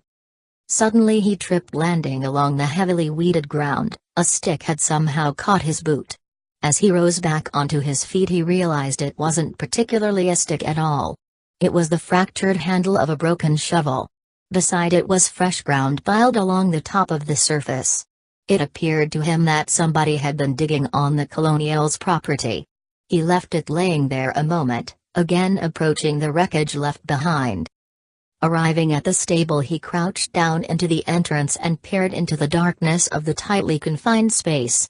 Boards hung down in all directions battered with bent nails and chicken wire. It ran across his mind there was enough rust for a few weeks of tetanus shots if you ended up getting pricked. "Adeline," he whispered, not quite knowing why he was, but he did. He could feel eyes burning on him through the pitch black. "Are you in here?" he asked again, and again using his voice softly. He sensed something wasn't exactly right about the structure. Something felt strange, almost a spawning evil radiated from it. "Come out, Aid, if you in here, I'm not mad at you," he said, hoping she heard him if she was. Adeline didn't answer back. Dick had his head partially in the opening where she had crawled in earlier but fought to see much of anything. He suddenly reached for his pocket, still crouched in the only light available, which came from the outside. He struck the lighter until a flame opened inside where even still the darkness of it shielded him. With his boots against the ground he balanced himself using his knees and reached in to feel around. Lowering the torch, his eyes began to water from the butane rising into him. He closed them a moment to clear them. Suddenly he could see a moth-eating cloth lying a foot from the opening. Dick gripped it, almost snagging it along one of the nails hanging along the dirty straw inside. Pulling it out into the sunlight, bones crumbled and snapped as they rolled out from the partially wrapped cloth. He was at a loss of words as he examined them standing in the heat. Both of his hands were shaking as he thought of his daughter. Turning back towards the colonial, his eyes fought to see her room towering above the property. It was too far to see clearly, but the windows of her room glistened in the distance. The colonial seemed alive that very moment as he gawked at its beauty. For the first time since moving in he could sense its tragic past through all of its stunning lies. He stared at it and then turned back towards Jacob's remains lying in a dusty heap. As he walked back towards the colonial, his eyes hadn't left the ground. The thought of Aid and Julia culminated his every thought and worry. The heat from above was now burning into the shoulders of his work clothes. He hadn't had time to change since Julia collapsing and him leaving work. He pinched the name stitched into his shirt almost in a rage of frustration. He almost felt sorry for himself again. For having contemplations on drinking and starting back on the cigarettes. Dick knew that moment he had jeopardized his family again by doing so. This would make it twice, and who knew if he would be fortunate enough to get a third chance. "I'm a fucking screw-up," he thought as he plodded through the summer heat-making ground towards the driveway. Suddenly he lifted his eyes, surprised not only of himself and his cowardly actions but by his wife's so-called best friend. She had left and her car was gone. Her raggedy station wagon had somehow managed to escape another one of his rampant rampages. Exhausted and worn down from hospital visits and searching for Aid. He wasn't even sure he had another one in him. A rampage, that is. All he could do now is continue to search, and by nightfall he did before calling the police. Putting out a missing persons report, he dropped the phone down onto the receiver and put his head down onto the kitchen table, awaiting his wife to call or for the police to hear anything. He hadn't said anything to Julia about Adeline, She was broke and the hospital had put her on watch just in case her depression plunged deeper. Dick's fingers were a dark red as he stretched out his arms in front of him laying there. His face against the cold tabletop felt nice. It was about the most comforting feeling he had all day, maybe two. Outside the humidity had risen greatly, causing the colonial to feel less inviting for him. His hands were blood red from work and stress. His father's were the same as a kid. It was oddly hereditary. Midnight came without any sign of hope as he rose up from the table to pour a glass of milk from the fridge. Peering out from a small window above the sink drain, he watched for Adeline. But she never came as he stood motionless in a total weakened state of mind. Dick hadn't mentioned Jacobs's bones when he called the police. He was worried it could potentially distract them away from his main concern. Who knew with the police around there? A story like that would possibly be enough to turn the feller's reputation into a circus overnight, and Dick knew it. Small country towns talked, and on top of that they did it well. It was a lesson learned since a boy, when his friend Bobby Vettenmore accused his mother's boyfriend of being a pee-pee toucher. Ever since then the neighborhood knew him as the touched boy. Dick hadn't thought about that in years. He was only a ninth grader at the time. Sitting at the table, he closed his eyes and thought about what life was like before Julia and Adeline. It was a thought he had never imagined until now, but it almost somehow seemed plausible that very moment. It was a guilty thought as he shook his head in disbelief.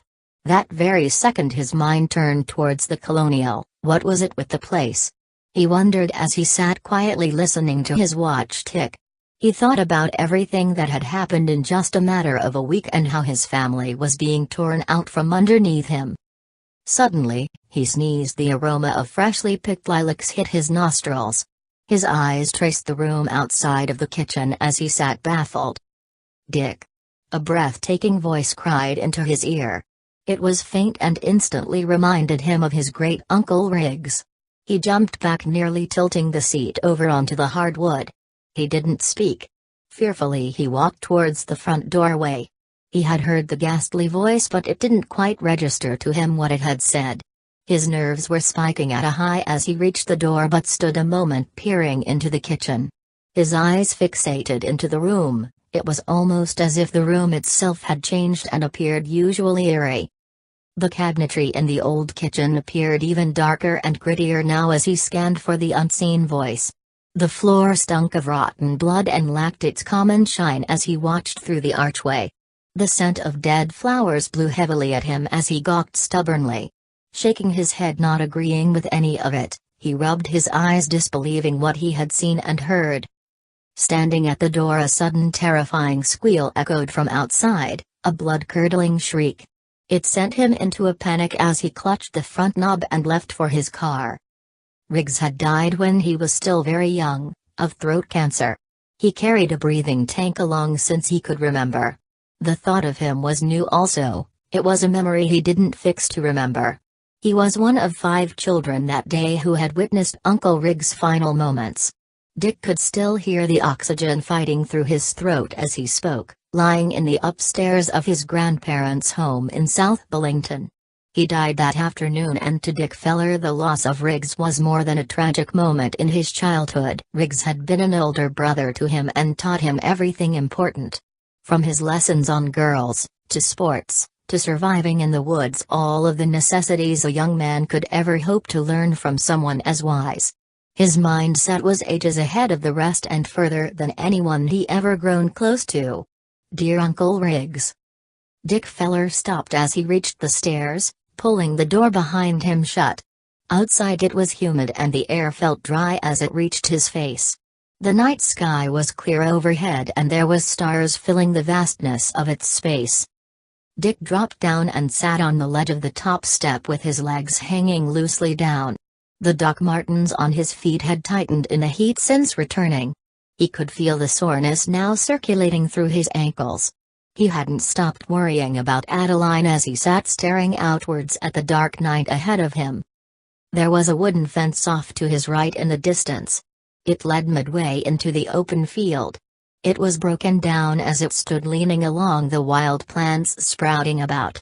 His eyes traveled along it as he sat patiently waiting for hope to come back into his life. Julia was still under care at the General Hospital a few miles east of the Colonial. He thought about the baby and Aid as well, but it only hardened his heart more as he sat in the quiet night. To his left side, far out into the night, he watched a car speed along the old highway in the distance. It was making its way around the curvy mountain, and at times it would disappear and reappear from behind the trees blocking him. He watched its headlamps as it traveled hastily in the same direction. It was the only light moving in the darkness as he sat gawking, wondering if they were headed towards the other side of town. Isolation was building up around him as he observed from the highest point of the stone stairwell. The Colonial was now a black statue of hatred barred behind its evil past. Callously behind him, as if almost watching from its evil eye. The Colonial stood behind him, as if mocking him, growling madly behind him.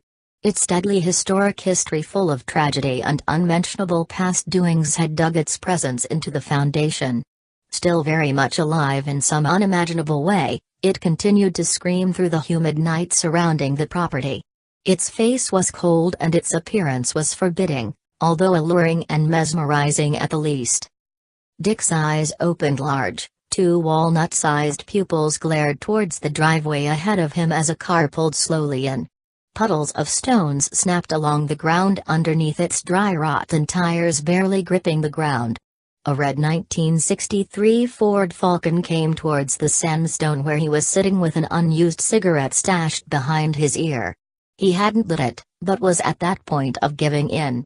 But, the thought of Adeline at the hospital a night before urged him away until now. The Falcon was spotless and idled smoothly as it came to a sudden stop at the edge of the walkway. Dick could see a man sitting inside, still behind the wheel, as if awaiting him to approach and ask why the stranger had come. He watched another moment, but the man remained stationary inside. The night shade was darkening around the two, although the headlamps illuminated the stairway where he finally pulled himself up to see what the man's business for being there was. Walking straight for the man, the lights blinded him a moment before he reached the driver's side. The window suddenly rolled downwards, sluggishly down until it popped inside the frame. An elderly gentleman peered out at him, reaching his left arm out to greet him. Dick was surprised by the unusual visitor, not recalling having seen him before. "Mr. Feller," called the senior man, who appeared to be in his late 70s, from behind the clear-shined glass. Chapter 5, Relive. They sat drinking black coffee at the table. The creamer can had been empty and Dick hadn't stopped at the local grocery stop to grab any. Julia was still alone in the intensive care unit for her uncontrollable bleeding and suicide watch. Her mind wasn't near where it needed to be, and if she learned about aid, God could only say. Dick poured the last of it in the ceramic mug Adeline had made in her art class a couple years earlier. It had the words "Love Some" carved into the mold. It was a gift for her father on Father's Day that year. It had her tiny fingerprints casted into the handle as grooves. Dick admired it greatly. It taught him something he hadn't thought about since a child, just how fast time really moves and how fast the maturing level takes over at an early age. 15 minutes had flown by, and still Dick didn't quite know what the man was there for. They had spoken little. He invited him in for coffee, figuring he was a relative on his wife's side of the family, but he wasn't particularly worried if he was or he wasn't. He was broken down and needed a moment to clear his mind and spill out whatever it was that was eating at him. The man sat at the corner of the table, cross-legged, holding the hot mug of Joe. His hair was a wavy light brown. It surprised Dick sitting there across from him just how much hair the older man still had. It was almost miraculous.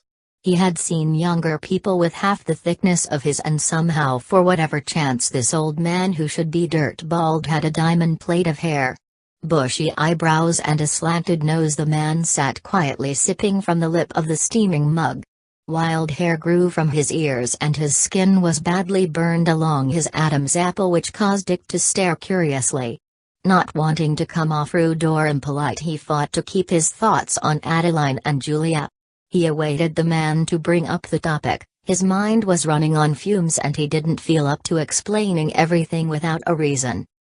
The senior man's jeans were flared and were tan. He appeared to be a businessman, but he wasn't holding any type of briefcase or clipboard.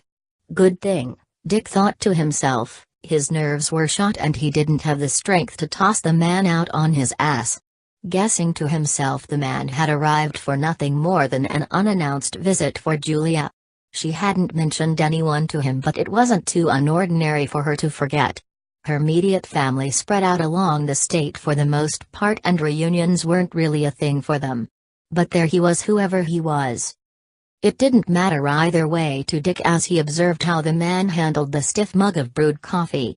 His hands were tight and didn't shake about like most elderly or senior citizens. He controlled his movements well for his age and had a strange confidence about himself as he sat comfortably on the wooden stool. It was as if he hadn't been a stranger to the colonial, or was he? Dick wondered as he glared again at the burns along the elder man's neck region. Questions circled in his brain as he took a brisk sip from the white porcelain mug. "So Mr. He began to talk, until the man suddenly interrupted his thought. He began coughing ferociously as he rose onto his feet, leaning in towards him. Dick's face went cold, as he watched in helplessness at the man. The man grabbed his neck and held tight against where he had the horrible burns, almost falling over the table. The mug slipped from his fingers and smacked into the ground below him. Hot coffee splattered along the wooden floor as the mug spun wildly unbroken. "Jesus, sir, do you need an ambulance?" shouted Dick, worried for him. The man shook his hand in an attempt to communicate, but he didn't get his point. Beginning to breathe again, the man peered at him as the blood ran back into his face. "Damn," said Dick, standing now, glaring at the stranger, "you almost gave away in my kitchen. You gave me a scare. Would you like some water instead?" he asked, wondering what had brought the episode on. The man finally opened his mouth as he gazed into his eyes from afar. "You understand you're not alone here, do ya?" he asked. His voice was straining as he bent down for the mug. Dick paused a moment as he listened on the other side. Both sat again as the man's eyes stuck into his like a blazing flame about to explode for the first time on New Year's Eve. An unexplainable darkness swept over the table in front of them as they glared eyes upon eyes under the dim kitchen lamp. The light shining down was a dull yellow and turned the atmosphere into a grim place the more Dick sat watching. His face was now sturdy and pointed at the man as he awaited him to finish. He peered at Dick, watching back. "The dead, you haven't seen them?" he asked. This time his voice became more hesitant sounding. He suddenly slammed his fists onto the kitchen tabletop. The sound of it caused Dick to jump, pushing his chair back away as he listened to him. He could sense his legs going numb as the room became increasingly colder around the two. "No," he said, not explaining the voice he had heard not long before he arrived. The dreadful man glared at him. "You're going to die and your family will follow," he shouted loudly across at him. The whiteness around his eyes appeared black and his temperament had changed since earlier. He was growing desperate and seemed to be paranoid as he glanced around the kitchen at something unseen. He appeared disturbed from the other end as Dick watched cautiously. Sensing the man had a medical condition, he urgently peered from the chair. "I'm sorry, I think you must take us, mister. I'm going to show you out now," he said as he rose up and pointed to the doorway behind the man. The elderly gentleman awkwardly stood up and trudged towards the door. His legs were straight and tight as he slowly pulled the door open. He was tall and slim and walked creepily out into the night. His pant legs flared at the bottoms and shook in the stillness of the humid wind as he gawked at him from the doorway, observing his car again. Hitting the bottom step, the man's dress shoes slapped against the rocky ground as he reached the driver's door of the Ford Falcon. Suddenly he turned at him from the driveway and snapped his neck upwards at the room where Adeline had made her safe haven. Dick glared also, wondering what the man was oddly staring at. A second later the man was in his seat and had started the nicely detailed car. From the door Dick continued to watch him pull around and back out into the old highway. He was off and on his way to nowhere. From what he knew, the visiting man was nobody more than a scared old man. Back inside he sat at the kitchen to only get up and head up to the second-floor bedroom. Adeline's room. He stood in the doorless entrance wondering sickly about her. Her room had the smell of an old woman's coffin, as he rubbed his nose curious of what had caused the upstairs to smell of rank perfume and decaying flowers. What in God's name is going on here? He wondered to himself standing along the wooden framework. From where he stood he noticed the wallpaper above her bed was beginning to peel off as if somebody had deliberately done so. It hung downwards on the left-hand side and revealed a nasty dull wall with deep fingernail markings covering most of it. Did the colonial hold a tormented past? Or was there some sort of supernatural timetable of a lost moment playing over and over like a vinyl record beating across a needle?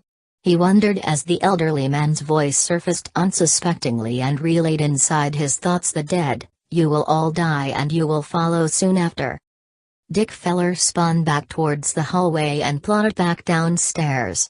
The strong smell of rotten lilacs continued to attach itself to him. He breathed it in as he hit the kitchen once again, pulling a chair out to sit. Peering to the opposite side of the table, the stranger's mug sat unmoved. His daughter's handwriting etched and baked into it glimmered under the dim bell-shaped lamp hanging above. Before reaching for it he examined it for another moment. The thought of Adeline molding it for him surfaced as he closed his eyes. A moment passed reopening his heavy lids realizing he was now alone. The room around him felt oddly heavy. Every time he took in a breath of fresh air his chest could feel its thickness building walls up against his lungs. The feeling of it reminded him of a time when he was 9 and had almost blacked out. His second cousin Barry had put a pillowcase over his face while playing around in his parents' cellar. It was a close call that afternoon. They were acting out playing Get the Burglar. A game both invented after watching a black and white episode of Superman. It was something they both enjoyed when they came together on random Saturday mornings, but it had become extensively serious after the incident. Barry had moved away that summer not long after. His parents had an offer to live in San Antonio, Texas when his father accepted a promotion. He was appointed as a U.S. military colonel with the Special Operations Unit that August. Dick recalled every detail of it. He hadn't been back after the move. 6 years later Barry had been killed in Vietnam from an explosion. A U.S. helicopter blade had been dismantled by a missile wound up hitting him, causing the fatal wound to his lower torso. It had punctured an artery leading to his agonizing death after spending 26 hours in a hospital camp on base. The United States Army awarded him a medal for his bravery, a Purple Heart, but he wasn't fortunate to be alive to accept the distinguished honor in person.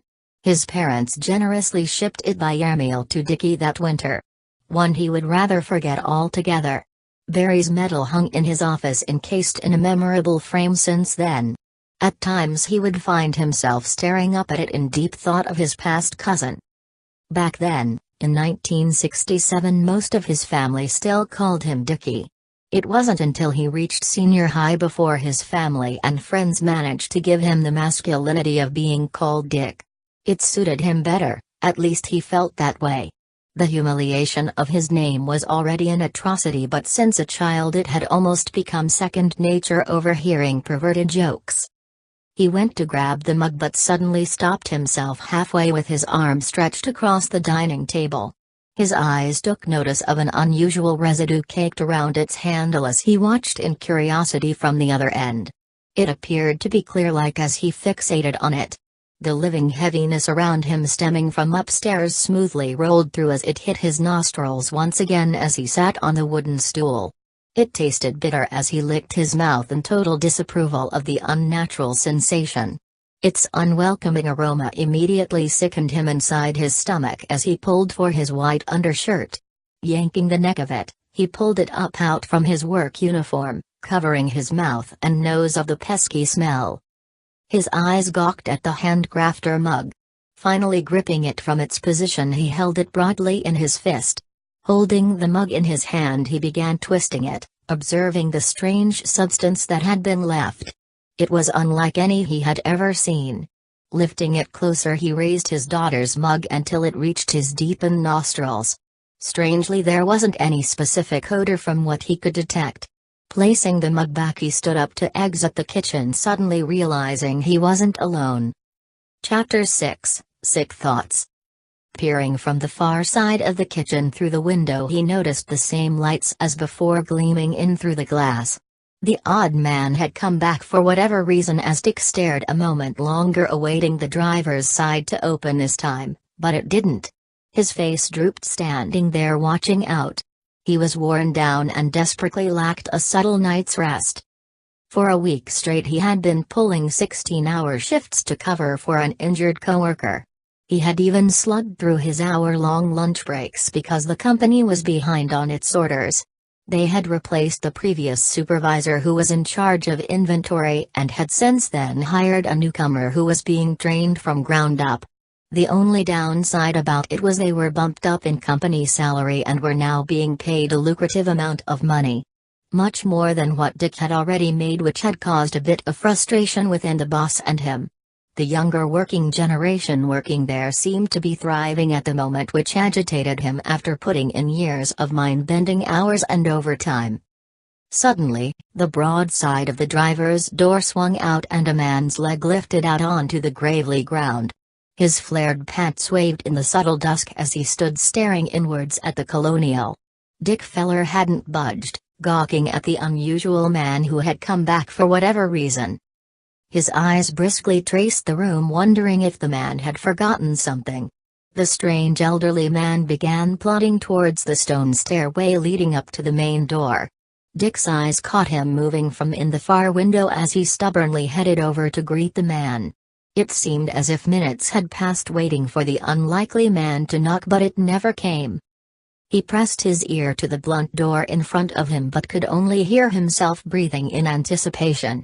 The small window was within his eyes' reach, but he remained low against it, almost hoping the man would turn back. The first encounter was stifling to him and somewhat disturbing enough that he wanted no parts of another visit.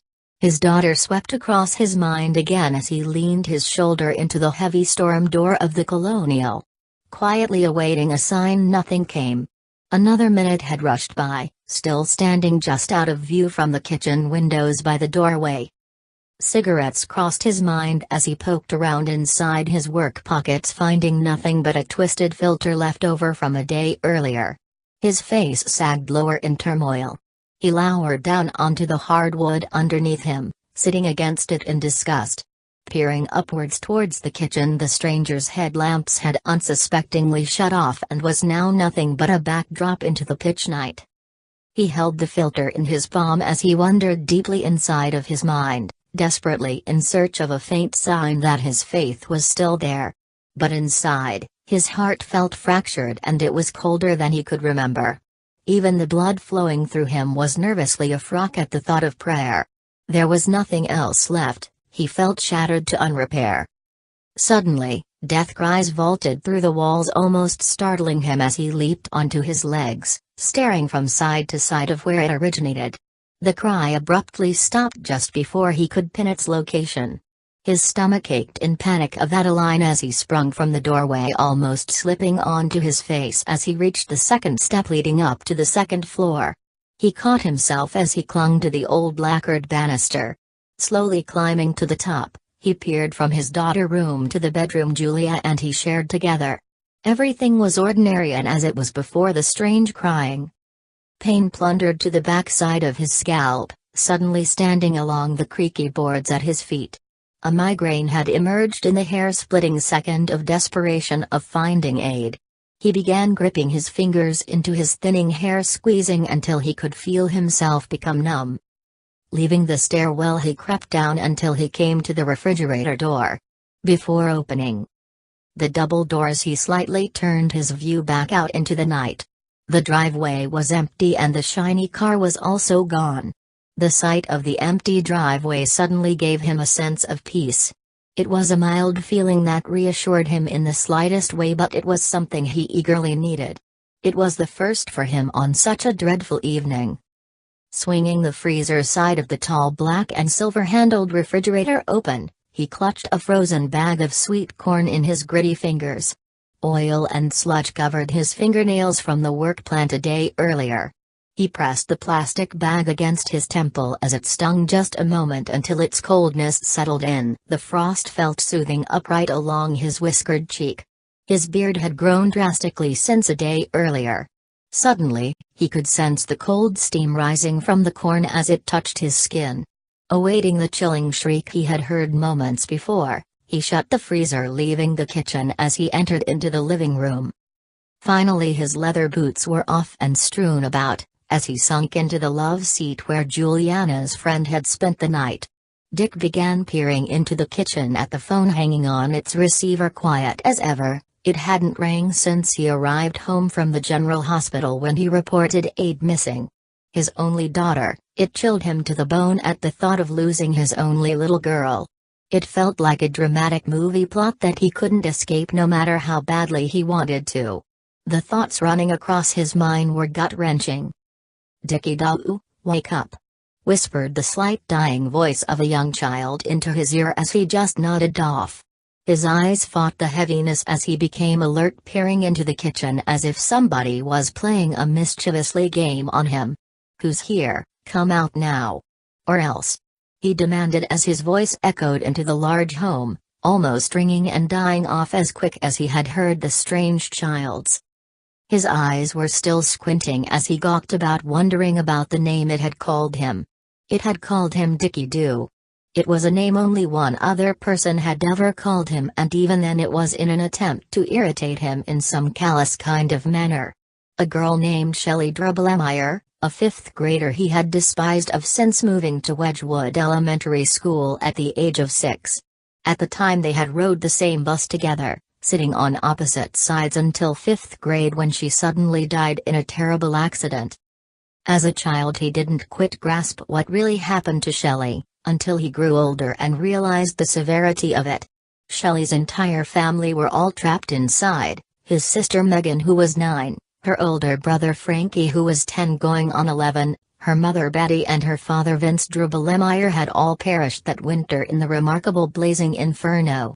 A fire that towered above the whole town, from what he could remember classmates saying after their untimely deaths. That Sunday morning her father Vince Drubelemeyer had accidentally dozing off listening to the Jets game on the old radio receiver he kept beside his miniature beer fridge.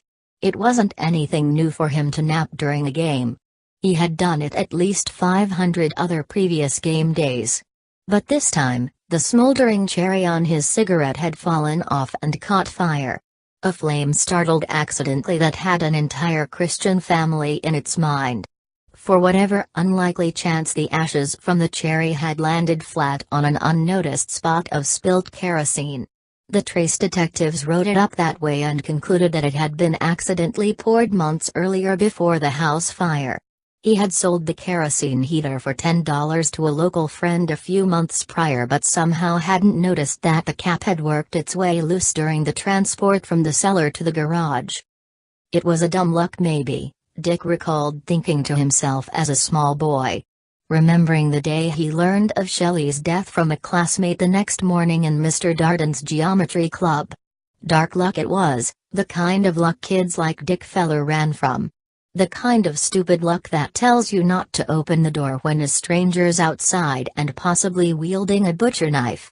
The kind of luck that causes mass nightmares, the kind that arrives at your front door and begins knocking for you to answer unexpectedly and for whatever dopey reason you open up for it.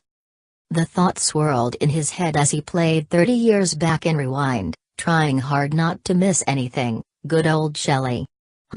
He conjured up another memory of her as he sunk into the plushy cushions behind him. At first he pictured her face. As always, she had a few pimples on her blushed cheeks. Premature acne, he guessed, as he thought harder laying there. Her hair was neatly braided into 2 pigtails and crimped between 2 plastic hair clips and put back as if she was ready for Sunday school. Her face was oily and her eyes were a light sky blue as he remembered her vividly. She even had that red dress on, The one her overly fanatical mother had home-stitched for her. That was the week that she had been bullied by some older girls in a grade up from hers. It had taken place in the girls' restroom that afternoon. Toby Rogers, another student who sat across from him in math, had told him, Shelley Dribblemeyer had walked in on a couple of girls trading smokes to each other and gossiping. But, ultimately the girls bullying her never confessed and blamed it on Shelley's warped wardrobe. Shelley was known as a plain Jane, and somehow that threatened the integrity of the quickly maturing females in her classroom. They made their opinions of her quite noticeable that afternoon by stealing her clothing from her gym locker. The entire day she was forced to wear her smelly gym outfit, and it didn't end any better afterwards. After dismissal, the girls that had swiped her belongings heartlessly waited for her to leave for her bus and pummeled her to the ground. Shelley's mother, who was a devoted worshipper at the Lutheran church, was unimpressed with it all. She went as far as making her own stand against the cruelty taking place on smelly Shelley. It would become a final statement that would hardly be a stand, at least in Shelley Dribblemeyer's case, if she had one.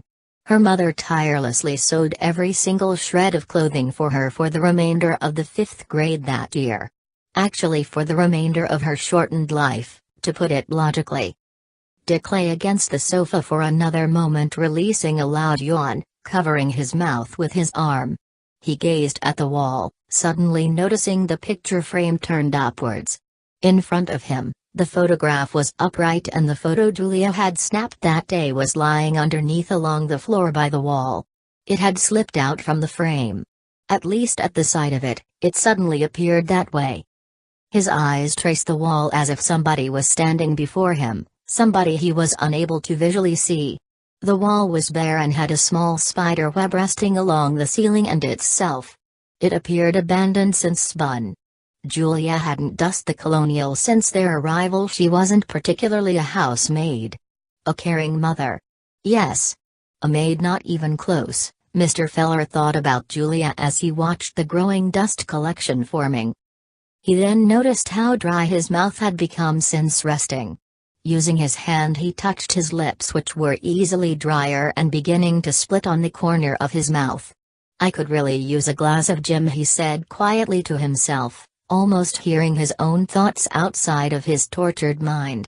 The thought of ice cut perfectly into diamonds shook around inside his mind as if they were his last resort to cure his thirst. The way the liquor shined on them flickered for a moment caused him to almost drool metaphorically. Continuing to watch the ice cubes, they began gyrating inside his warped perception, causing a magical sound. The distinct sound of a cold river spring flowing from a mountain top. He licked his leathery lips in an attempt to catch the icy liquor flowing beautifully towards him, in relief of his dehydrated mouth. As he did, the ice continued slipping away and further from him, angering him as he grew more disturbed. Suddenly, he opened his eyes again, realizing it was a daydream. A terrible fantasy, one Julia would never forgive if he were to give in again. Alcoholism was a pure demon that had already taken him over once before, and he realized it finally, putting both hands over his face. He wanted nothing more than to wipe the temptations away, find aid and get back to the general hospital to nurture his wife. But, at the moment, he too was facing a blazing barrel. One that pointed him in the face every time he tried escaping it, or every time he felt the urge of regrouping with his family. It pulled him away every time unexpectedly. The colonial had a powerful force growing stronger every second that ticked past. A force of dreadfulness and despair swarmed within its evil structures. It spewed of rotten lilacs, and the smell of death and brutality covered it and its massive property. It was just the beginning, and the Fellers were just a tiny part playing unknowingly in its deadly plans. Plans of its hateful revival and demonic nature were only the start of its hindering habits of killing off its tenants. The colonial was surging under the summer sky and blindly leading its new owners into a dark spiral of negative energy. Its victims would come and go, but never stay for longer than what it would allow. And yes, it would decide when and where. It was a living, breathing travesty, the way it preyed on the innocent. A black night of sorts, the devil's pawn described in other words. Lastly, the colonial was what it was, the colonial. It was simple as that.